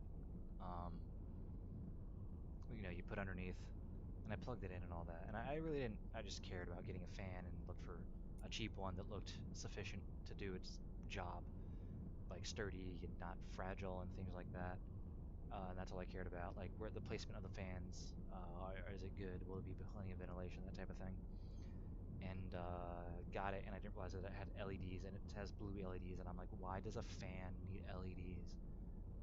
That's pointless. It's a fan. I'm not a fan of the fan, but it does its job. I guess you can do your job and look pretty. Huh.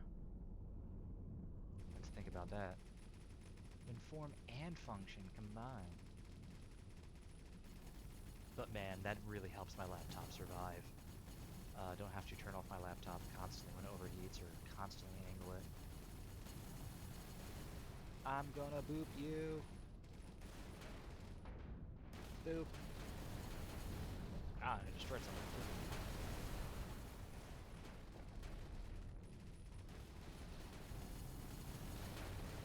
Huh. I thought at some point, maybe I already reached that threshold, but I'm pretty sure at a certain HP threshold, more ships warp in. I do like how that one turret is just having an aneurysm and firing all over the place, like some of them. Is that the point defense that was just getting confused about everywhere? Yeah, that's fine.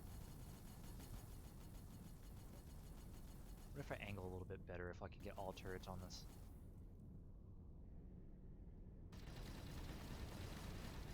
Huh. Even though the top turrets can clearly hit portions of it, they're not.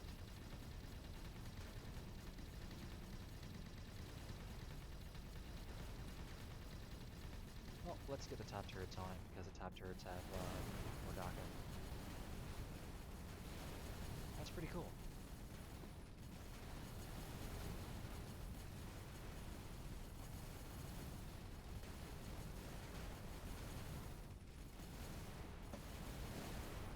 Yeah, I think I definitely need to, after this episode, definitely need to re-sim myself and read meditations or, what's it called, the Nicomachean Ethics.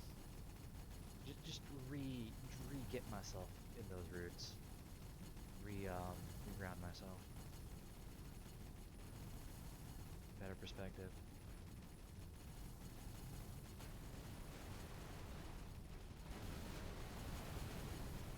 I gained 4 scrap iron. I don't like scrap iron, I prefer cast iron. Let's focus on cooking. I am a big fan of cast iron. I will use it for everything. Like, it's just, I love it. What more do you need? Like, the even heat that it does, just... Okay, not always even heat, sometimes the heat. If you let it warm up, it's an even heat, but if you're just looking to cook quick, sometimes it doesn't want to do its thing. Ooh, legendary. I'm getting that right now, right now. What you got, what you got, what you got, what you give me? Give me. Come on, here. Tell me. I want it, I want it. Master, oh, point defense. You know what? No, I'm not going to complain. I'm happy. My goodness. Accuracy, size 0.5. Slots 1.